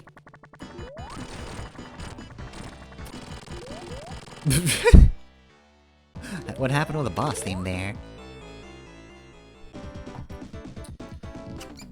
I did like the first DLC for Getting the Car Loser, though. That one had, the slight problem of me playing it at basically the worst time. Sorry, I need to take a drink there. Like, I played that at a point where I didn't quite have good enough, artifacts to really be fighting things the way I did. But I did have Devil Clock unlocked, so I did accidentally make things harder, and for some reason, for like an entire session, I just did not notice the fact that I could turn Devil Clock off, and I thought I'd accidentally trapped myself in an area where I couldn't do that, but didn't have that problem with the second DLC because I played that after I beat the game, which I think you have to. I don't think the story would make any sense whatsoever if you hadn't beaten the game. I think that's locked until you do that. But despite the fact that it had been a while since I'd played the game, I managed to get back into the flow of the gameplay really quickly, which I'm surprised that I did, considering how strange get in the car losers mechanics are compared to your average RPG. Again, going back to Valkyrie profile, I think I just have a bit more of an appreciation for experimental RPGs anymore. Guess maybe at some point I should try playing Legend of Dragoon? I don't know. Always bounced off that game for one reason or another.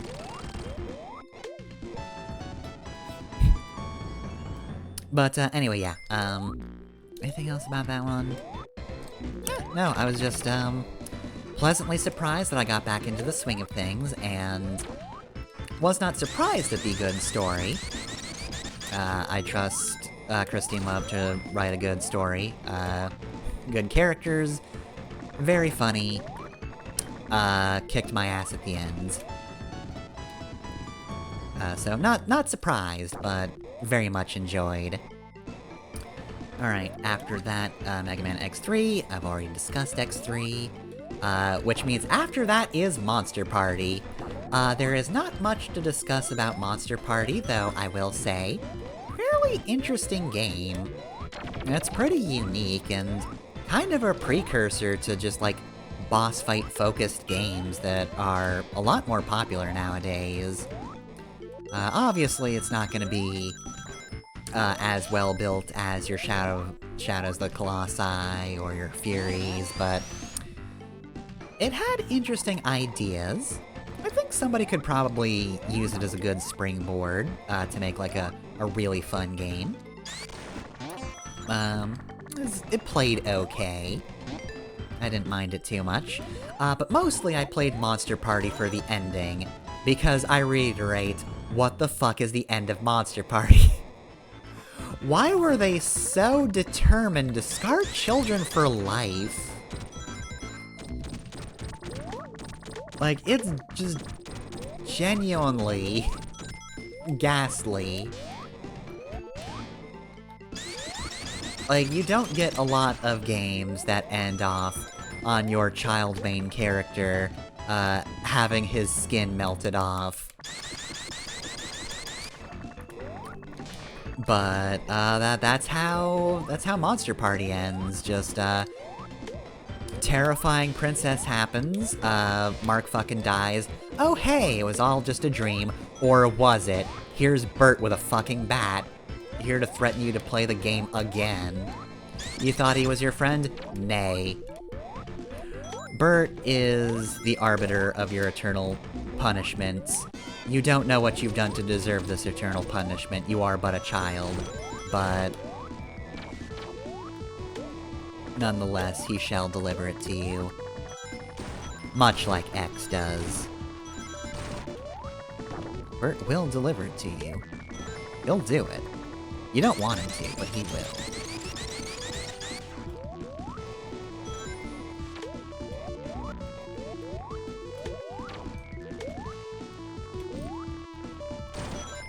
Alright, I need to scroll up in order to see the next things. I am done talking about Monster Party, because again, not much to talk about. Decent game, but this was the October where I decided, yeah, this is where I want to expose people to Monster Party.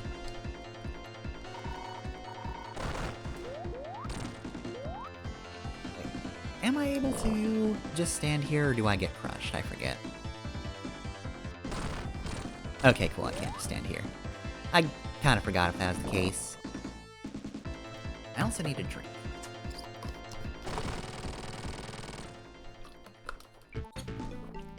Oh, darn it.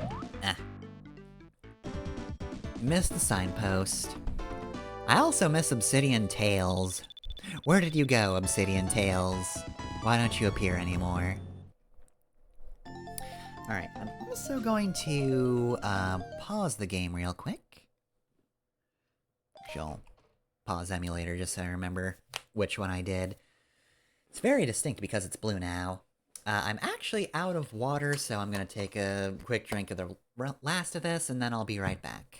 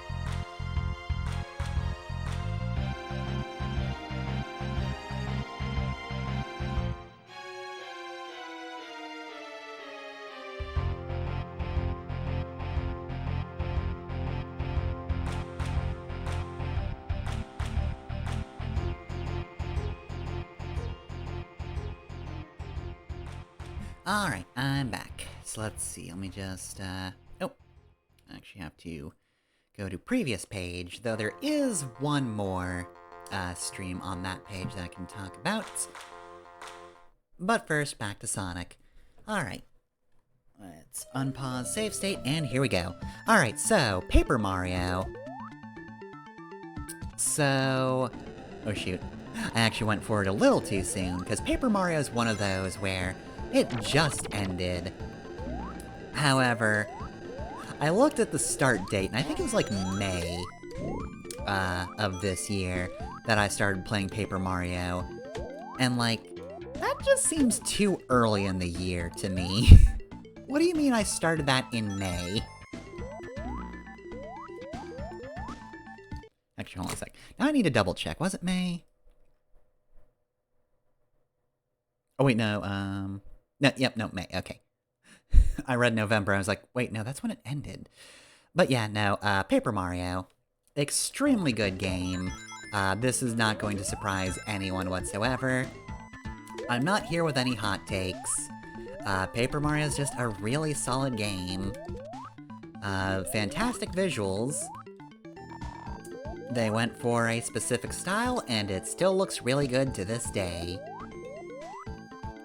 And of course, in terms of gameplay, I enjoyed returning to Paper Mario after years of not playing it, where the last time I played it, I wouldn't have been nearly as creative with my batch decisions as I was for this stream.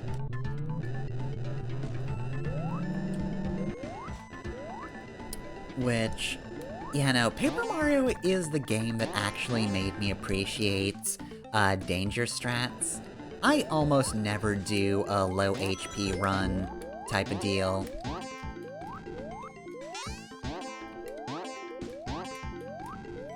Gotta get that.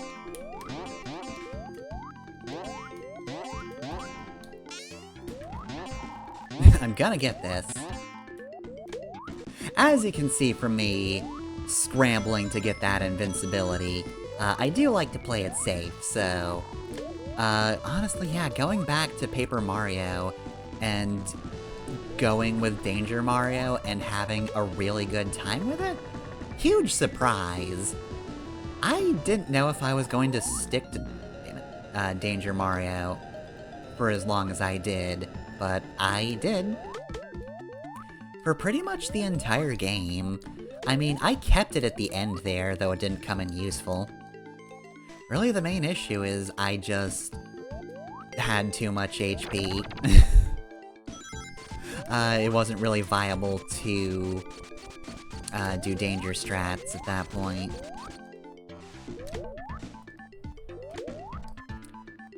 Yeah, no, it was a very good time. It's just good to play Paper Mario. Watching somebody play Paper Mario just puts you in mind of playing Paper Mario. It's just how that works.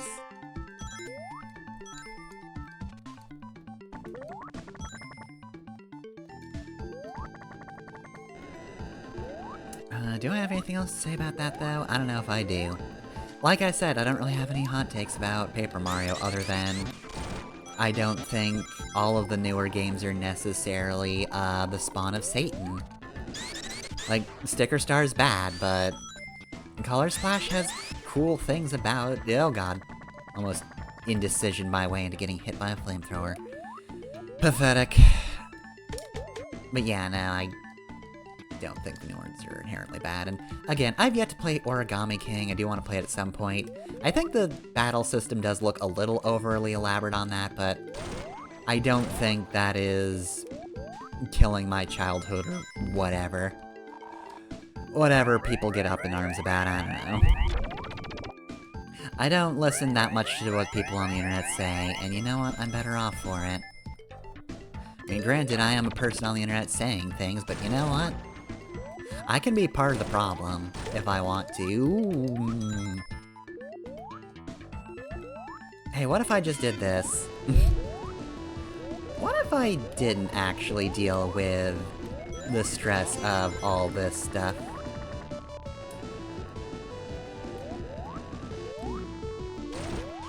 alley-oop, and goodbye. Alright, and boom. Knuckles has once again knocked me out of Super State inexplicably. Is this the one that kills me? Not necessarily. I do have to jump, but it's not instantly falling into lava.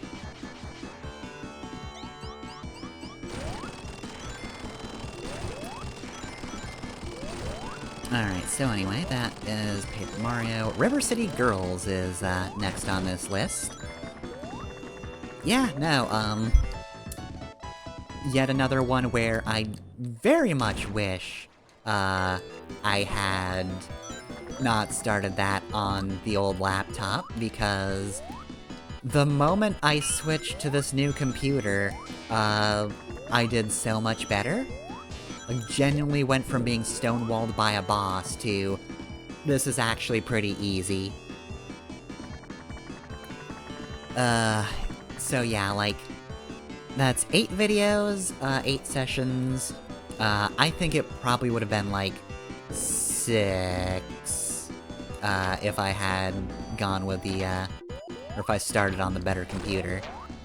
Because, yeah, no, like, it really kinda messed up me playing the game to play it, in slow motion or whatever. And I mean, it just looked better after that, too, that's also the thing. But, I don't want to do too much lamenting. River City Girls was fun.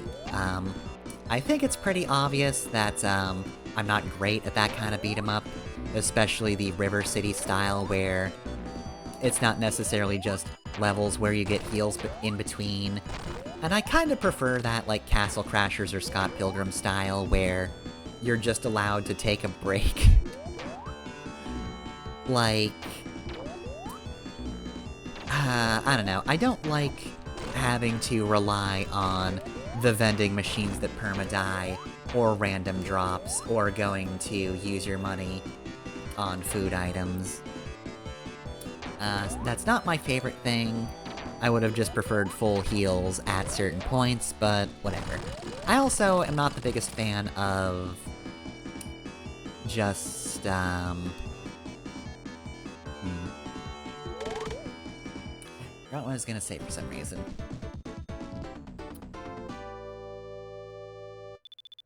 Oh yeah, just the, overworld, rather. I don't exactly think there was much of a point to it. I think it could have just been level-based. I didn't find exploring in the game to be that fun.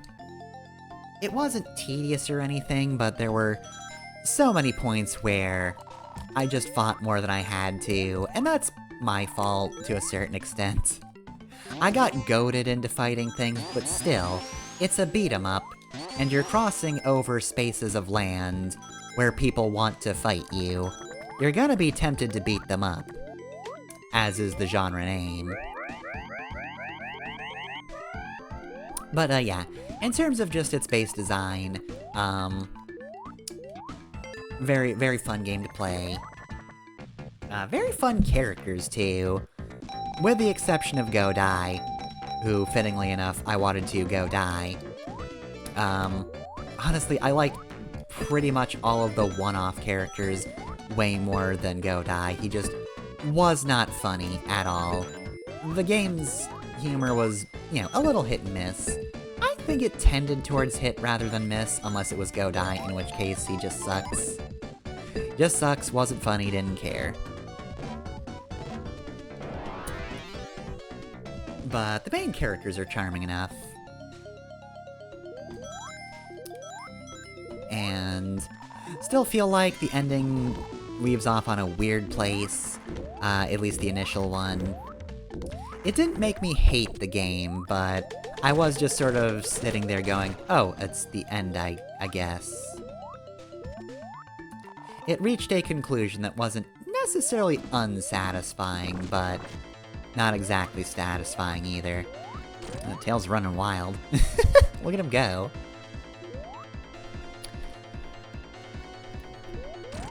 But, yeah, the important thing is, the actual beat-em-up portion is real fun.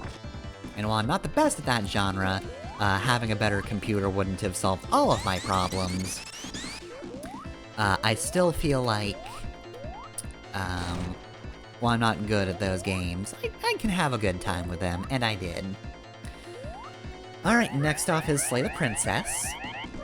So, I don't do, like, Game of the Year things, I don't do, ranking lists, but if I did, Slay the Princess would be high up there, if not number one. Said it plenty of times before, but... Black Tabby Games just kind of exists on a wavelength that is absolutely my thing. It's my style of humor. I like the brand of horror they bring. And Slay the Princess is just such a fascinating game. I think it's also definitely good for the brand or whatever, because I love Scarlet Hollow, but it's good that they have a complete game that kind of shows what they're about. Tails, you almost killed me there.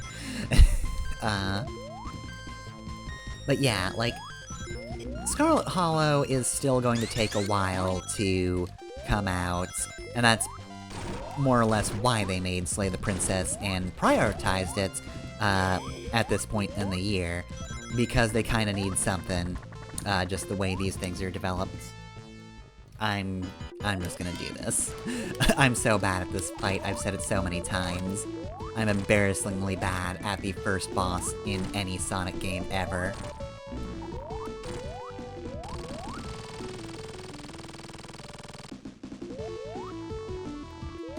But yeah, no, like, Slay the Princess is a very fascinating game.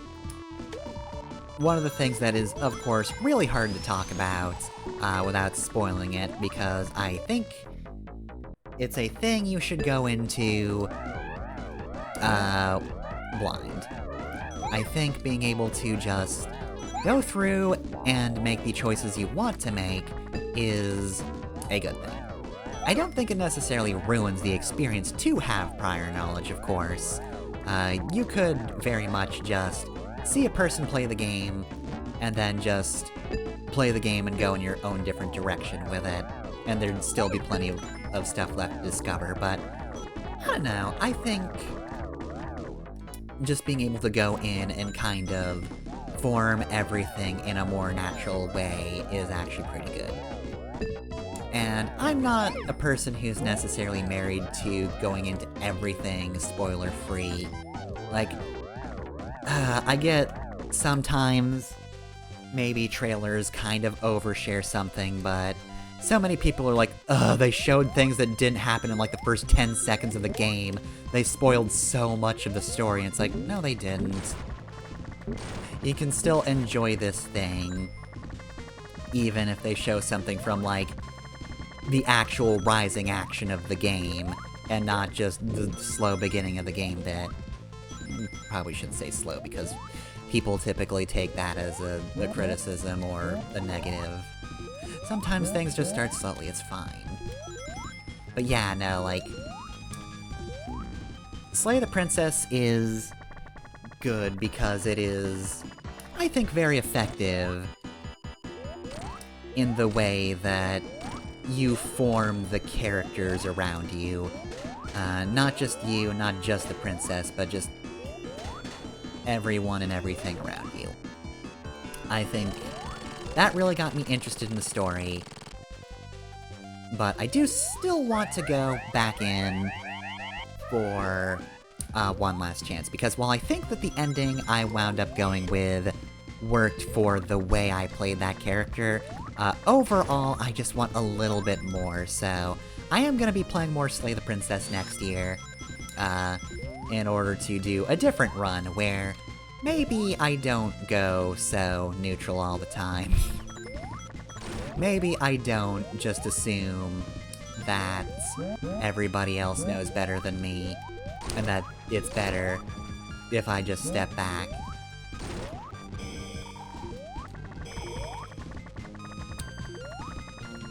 But yeah, excellent game all around.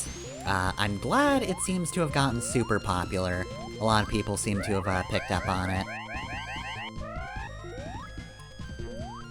which is good, because it is a very solid game, very well written, in much the same way Scarlet Hollow is.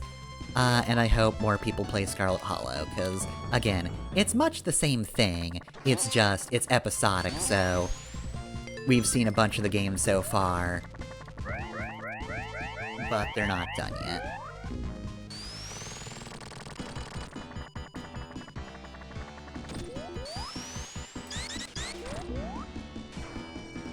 Alright, so let's see, after that, Mega Man X4, I've already talked about. Wario Land 2. Alright, this one's gonna be kind of fun to talk about, because, it's a weird one. I don't normally do meta LPs or that sort of thing, that's just not my interest, normally. I don't necessarily think they're a bad thing or anything. I did very much enjoy, Snap Cube's X for the Ys, or whatever that series is called. Fun overall, but, like, I'm more from just the Something Awful school of... Yes, obviously there's gonna be, the LPer's personality in there, but it's more about showing off the game. And I still think I did that for Wario Land 2. I didn't want that to take a backseat to the stupid joke I was doing. But the main reason I did that joke was because I recorded episode 1, and I said Wario Sync Meter multiple times.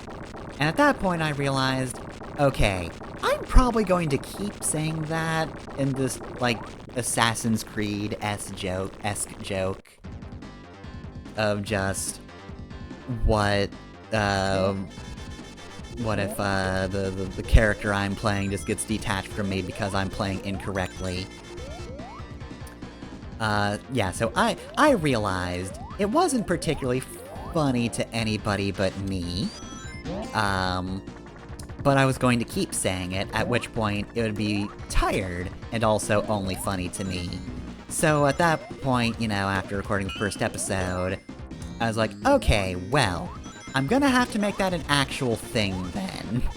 I'll make that an actual thing. Wario gets untethered, and I guess kills me repeatedly, and an endless time loop made so that he would be the only one to ever collect these treasures. So I had fun with that. Coincidentally, I was actually always planning on doing, like, the getting to the end of the run and having sort of the reverse footage thing. That was always the plan. It was just... It didn't have an actual purpose or, like, an actual context, it was just the effect I wanted to go for. I was always going to go backwards through the game because I think Invade Wario Castle is one of the more interesting final levels. And... oh! Why did you not activate? You were supposed to do a thing!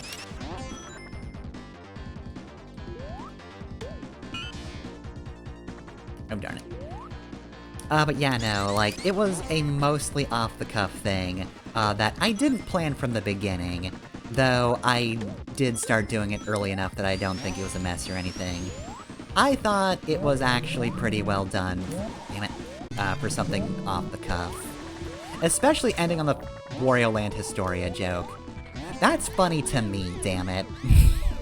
For something I hadn't planned on doing initially, I feel like it ended perfectly.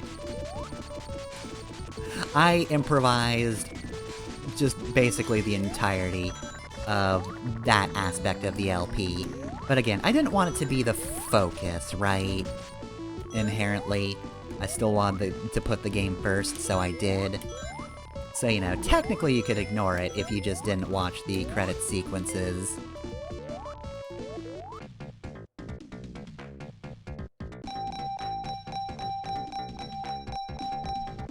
I'm mostly in this to not be hyper anymore, so let's do that.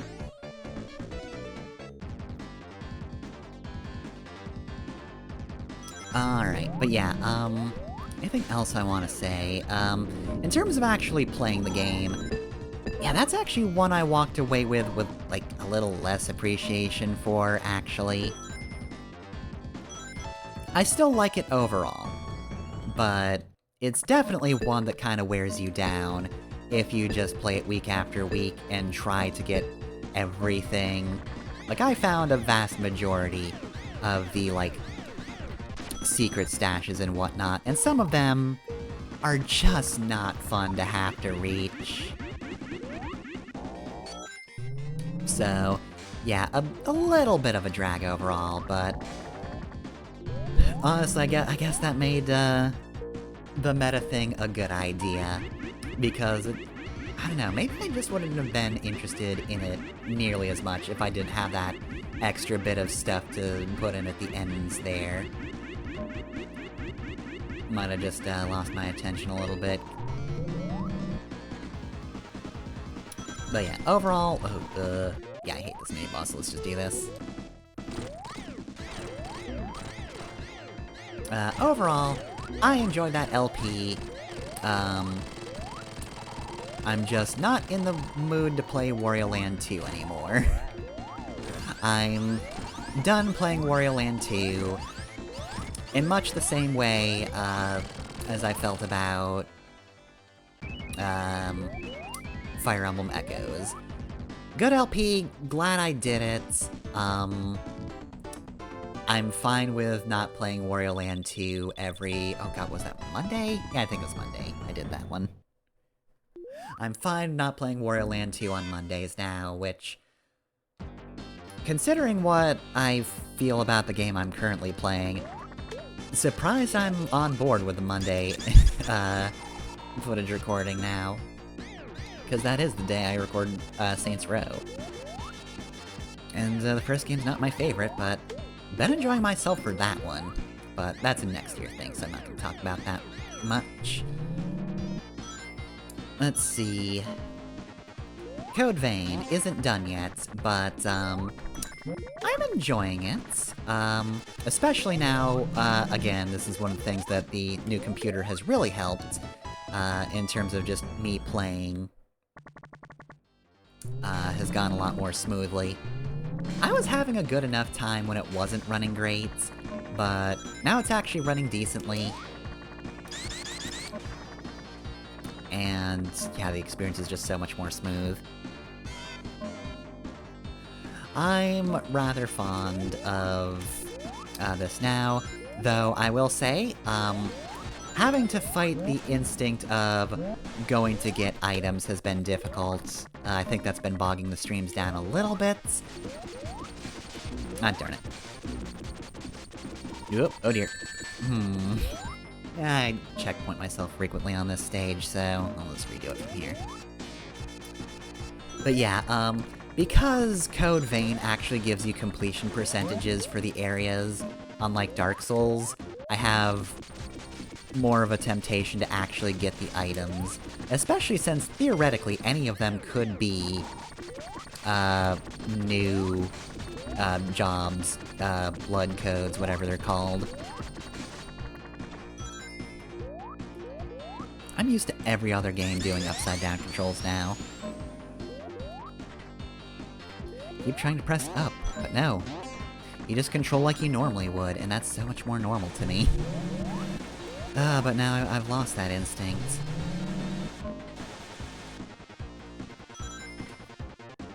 Alright, so let's see, after that.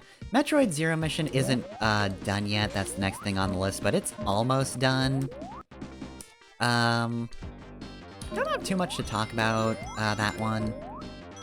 It is a Metroid game, it's not my favorite Metroid game, but, you know, I did very much enjoy starting out with the book club. As lengthy as the edit was, that one took me a while to actually, string together. I enjoyed starting off with, you know, the actual storyline of the game, because there's not much story in Zero Mission. But let's see, the most recent episode was, yeah, Chizodia, so, like, we're actually just before the cleanup episode. Oh dear. So we're close to the end of that one.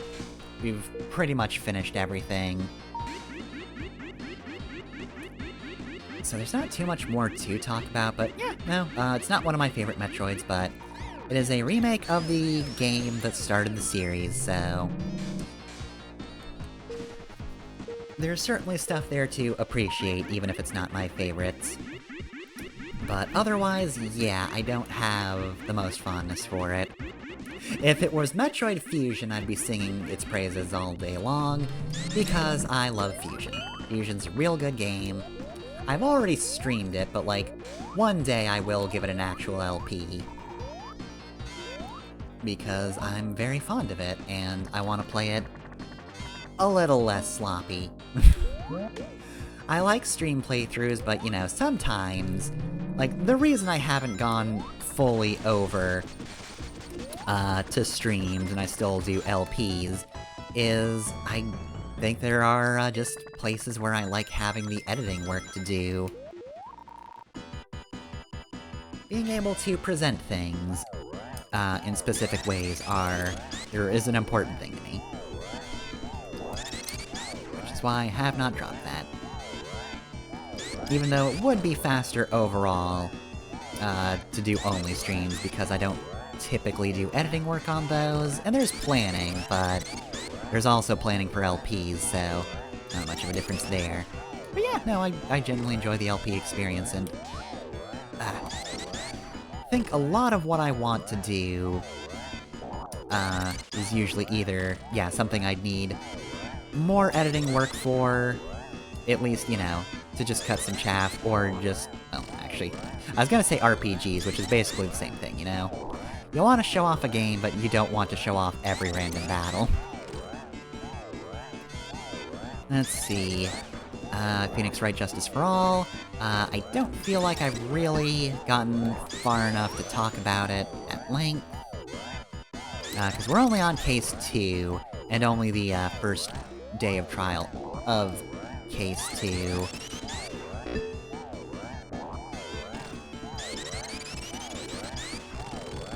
Alright, there we go. Oh! This stream hasn't had any glitches, but it has had a whole lot of tails freaking out. Let's see, anything else noteworthy? Oh, nope, Mega Man Network Transmission, and that's it. Alright, well, that's more or less the list. I'm not gonna talk about Mega Man Network Transmission, because I'm guessing that's gonna take, like, 2 or 3 more streams. Maybe 4, depending on... Oh, actually, real quick. Do I have a coin nearby? Over there.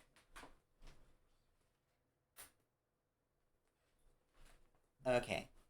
I have to have the coin, because we need to determine if I want Eggman throwing up the horns, or if I want him flipping us off, so... I'm terrible at flipping the coins, so... if you hear something collide with the ground, that is in fact a coin.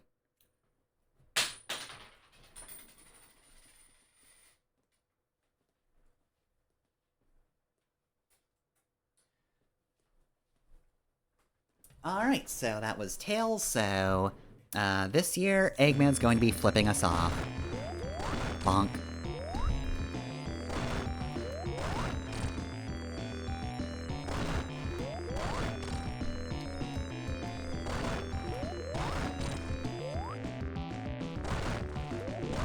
Can't believe I almost forgot to do the extremely important thing of determining this. Look, Eggman has 2 modes. Horns or middle finger. It's just not a proper run if you don't do one of those. Tails, be careful. Playing with fire here. There we go. Alright, now it's a little hard to determine since the middle fingers are the only fingers, but he was flipping us off.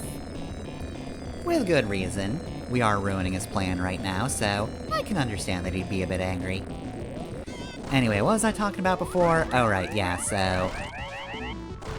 Mega Man Network Transmission isn't gonna take too much longer, so I'll hold off on talking about it.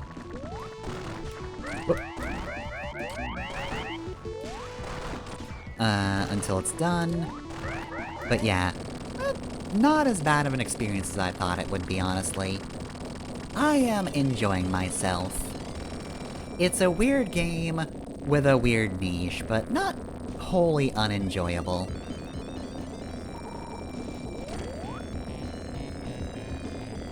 Alright, with that, I managed to, go an entire stream talking about the stuff I've done this year. I kinda figured I'd be out of material by, like, Mushroom Hill, so... honestly, not half bad. Alright, now Doomsday Zone. Still such a good final stage. I don't know if they've ever necessarily recaptured Doomsday Zone exactly. But they always try to do the, kinda grand finale with the super form at the end.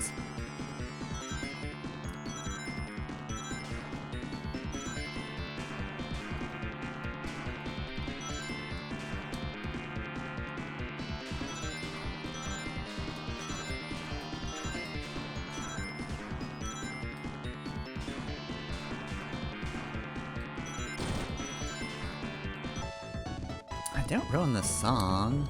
I mean, it's good I have plenty of rings for the first phase, but...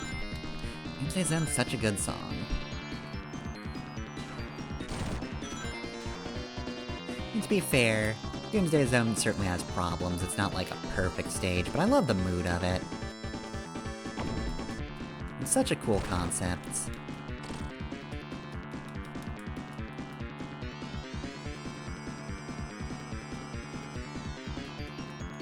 It was novel at the time, certainly, because Sonic 2 didn't have a super form final boss. You just straight up didn't get rings for that one. Technically, you also don't get rings for the, Death Eggs boss either if you dies. The only way you can have health is if you bring it in, which I still think is kinda bullshit. I don't think that's good. In a game with lives, they really shouldn't be limiting your number of hits. I will. A lot of people would say the ring system in Sonic is bad. I don't think it's bad. It's certainly a bit weird at times with what they have to do to make things challenging, but eh.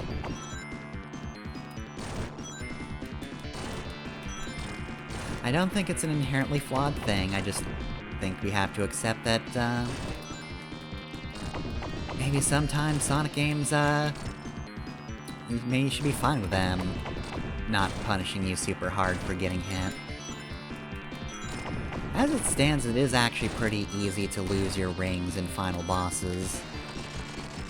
Just look at Sonic Advance 1. If you mess up in the right way, you do kinda get slammed by that last boss. Didn't have to limit you to one hit to make that difficult. And there are ways around, like, losing that last ring, obviously, but eh, whatever. People are weird about Sonic games anyway. Alright, well then, that's Sonic 3, I guess. Oh, it's only 10:49, not bad. Alright, well, you're not getting me this year, Santa Claus. I am well clear of midnight. Anyway, though, yeah, Sonic 3. Still a very good game. Still one of my favorites. That has not changed. It will not. I can tell you for certain, it won't. It will not change. And I guess that is also the 2023 year in review. Dang, I've done stuff.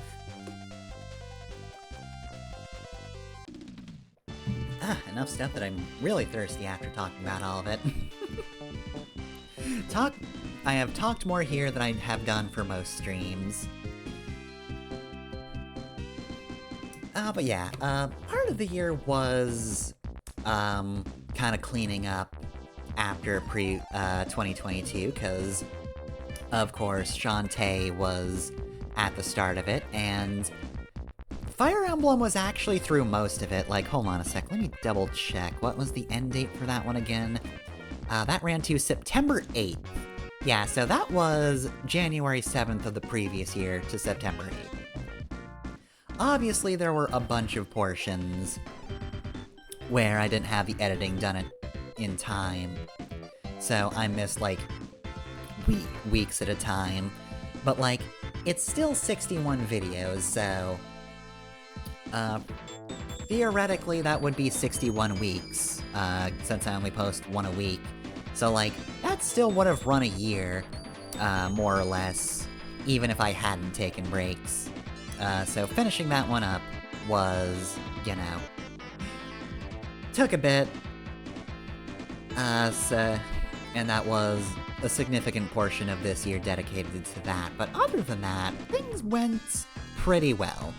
I think I've actually got a pretty good, handle on all of my editing and whatnot. Been able to work pretty efficiently since then. As always, the Mega Man series isn't really that difficult to do, simple edits. I'm way ahead on recording.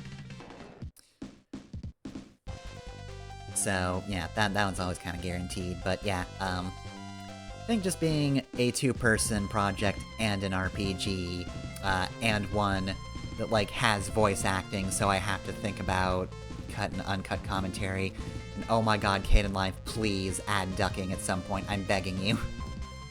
I want ducking again. I hate having to manually adjust volumes. I just want to be able to edit things out and then have the track automatically go, oh, we'll make that louder now. It's very helpful to have auto-ducking. Anyway, though, yeah, even with that, though, I had a bunch of good projects that I liked. Sonic Adventure 2 is one of the highlights, I think. I was really looking forward to that one, and even though it definitely had, some... not hiccups exactly, but some portions where I just didn't like, the stages I was playing, I still was just really excited about that LP the whole way through. Got to experience just a good game that I hadn't really played that much of, and again, opinions didn't really change overall, I think they just got stronger. I dislike the emerald hunting stages even more now, but I like the good parts a bit better than I did before, I would think. Let's see,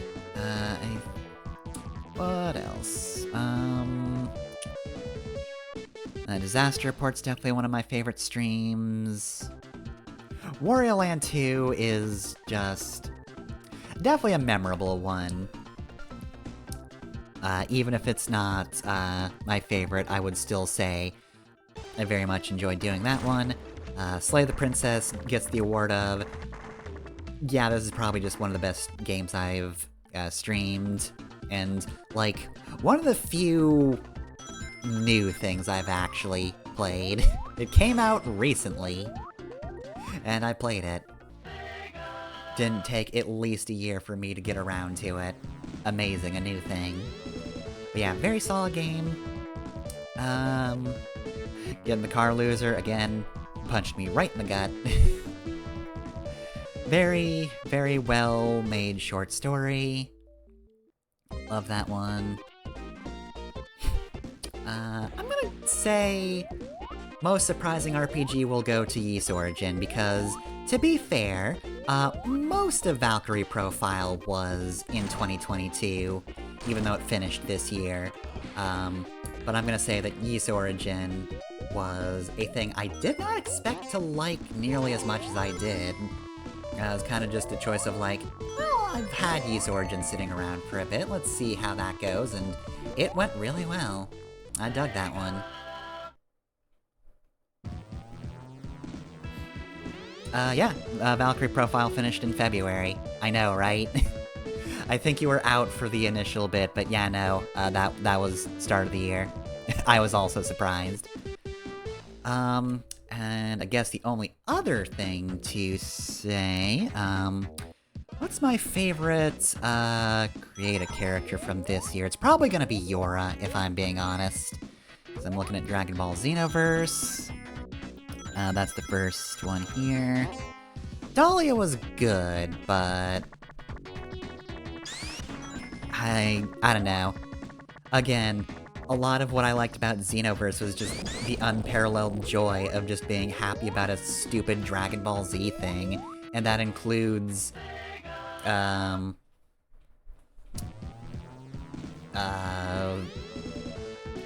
own OC. Technically speaking, yeah, Xenoverse finished in April of this year, so... sort of more in this year than it was... Oh, I see. Technically from 2018, but she's not been realized in a video game until now. That's important. Let's see, any other creative characters on here? I think the next one is, yeah, no, Code Vein, August 9th. I mean, I do like Rhododendron. We are going to stand an evil queen, I guess. Look, actual monarchy is bad. As is this, imaginary monarchy I've thought of. It's still bad. But she's the player character, so we appreciate it. Look, when you go into something acknowledging that the character's evil, you can enjoy the character more, or something like that. I don't know. It's 10:57 though, so I'm thinking it's a good time to, wrap up. Yeah, depiction doesn't equal endorsement. Just because I'm playing, an evil queen who will make everyone bow to her whims, doesn't mean I think that should happen in real life. Anyway though, yeah, good time to wrap up, so I can stop talking. I think I'm good on talking for now. I think I'm finished up with that. So yeah, that was the, Christmas Eve stream of this year. As always, Sonic 3, very good game. No complaints. And it's always fun to reminisce, so, yeah, I had a good evening. So, I guess I'll just do plugs real quick, so I can stop talking sooner rather than later. Alright, Tuesday, 7 to 9 p.m., Code Vein. That's when I play that game that I mentioned. Thursday, 7 to 9 p.m. Eastern Time. That's Phoenix Wright Justice for All. And Saturday, 9 to 11 p.m. Eastern Time, is Mega Man Network Transmission. And that's it for stream stuff. If you want to catch the LPs, as I've mentioned before, Wario Land 2 and Mega Man X4 are finished, so that's all from them for this year, but there'll still be an episode of Metroid Zero Mission this Friday. And then in 2024, the last one of those will go up. So that'll be that for that LP, but starting 2024 as well, Mega Man X5, of course, and Saints Row. And if you want to support me, you can do so through Patreon or Ko-fi. I'm Pepper on both those sites, and you can find links easily enough in the Twitch bio, or the YouTube banner, or underneath the YouTube videos. Alright, there. I can stop talking now. Have a good Christmas, y'all, if that's what you celebrate, and if you don't, just have a good night anyway. Doesn't have to be Christmas for you to have a good night, but, regardless, I will see y'all next time.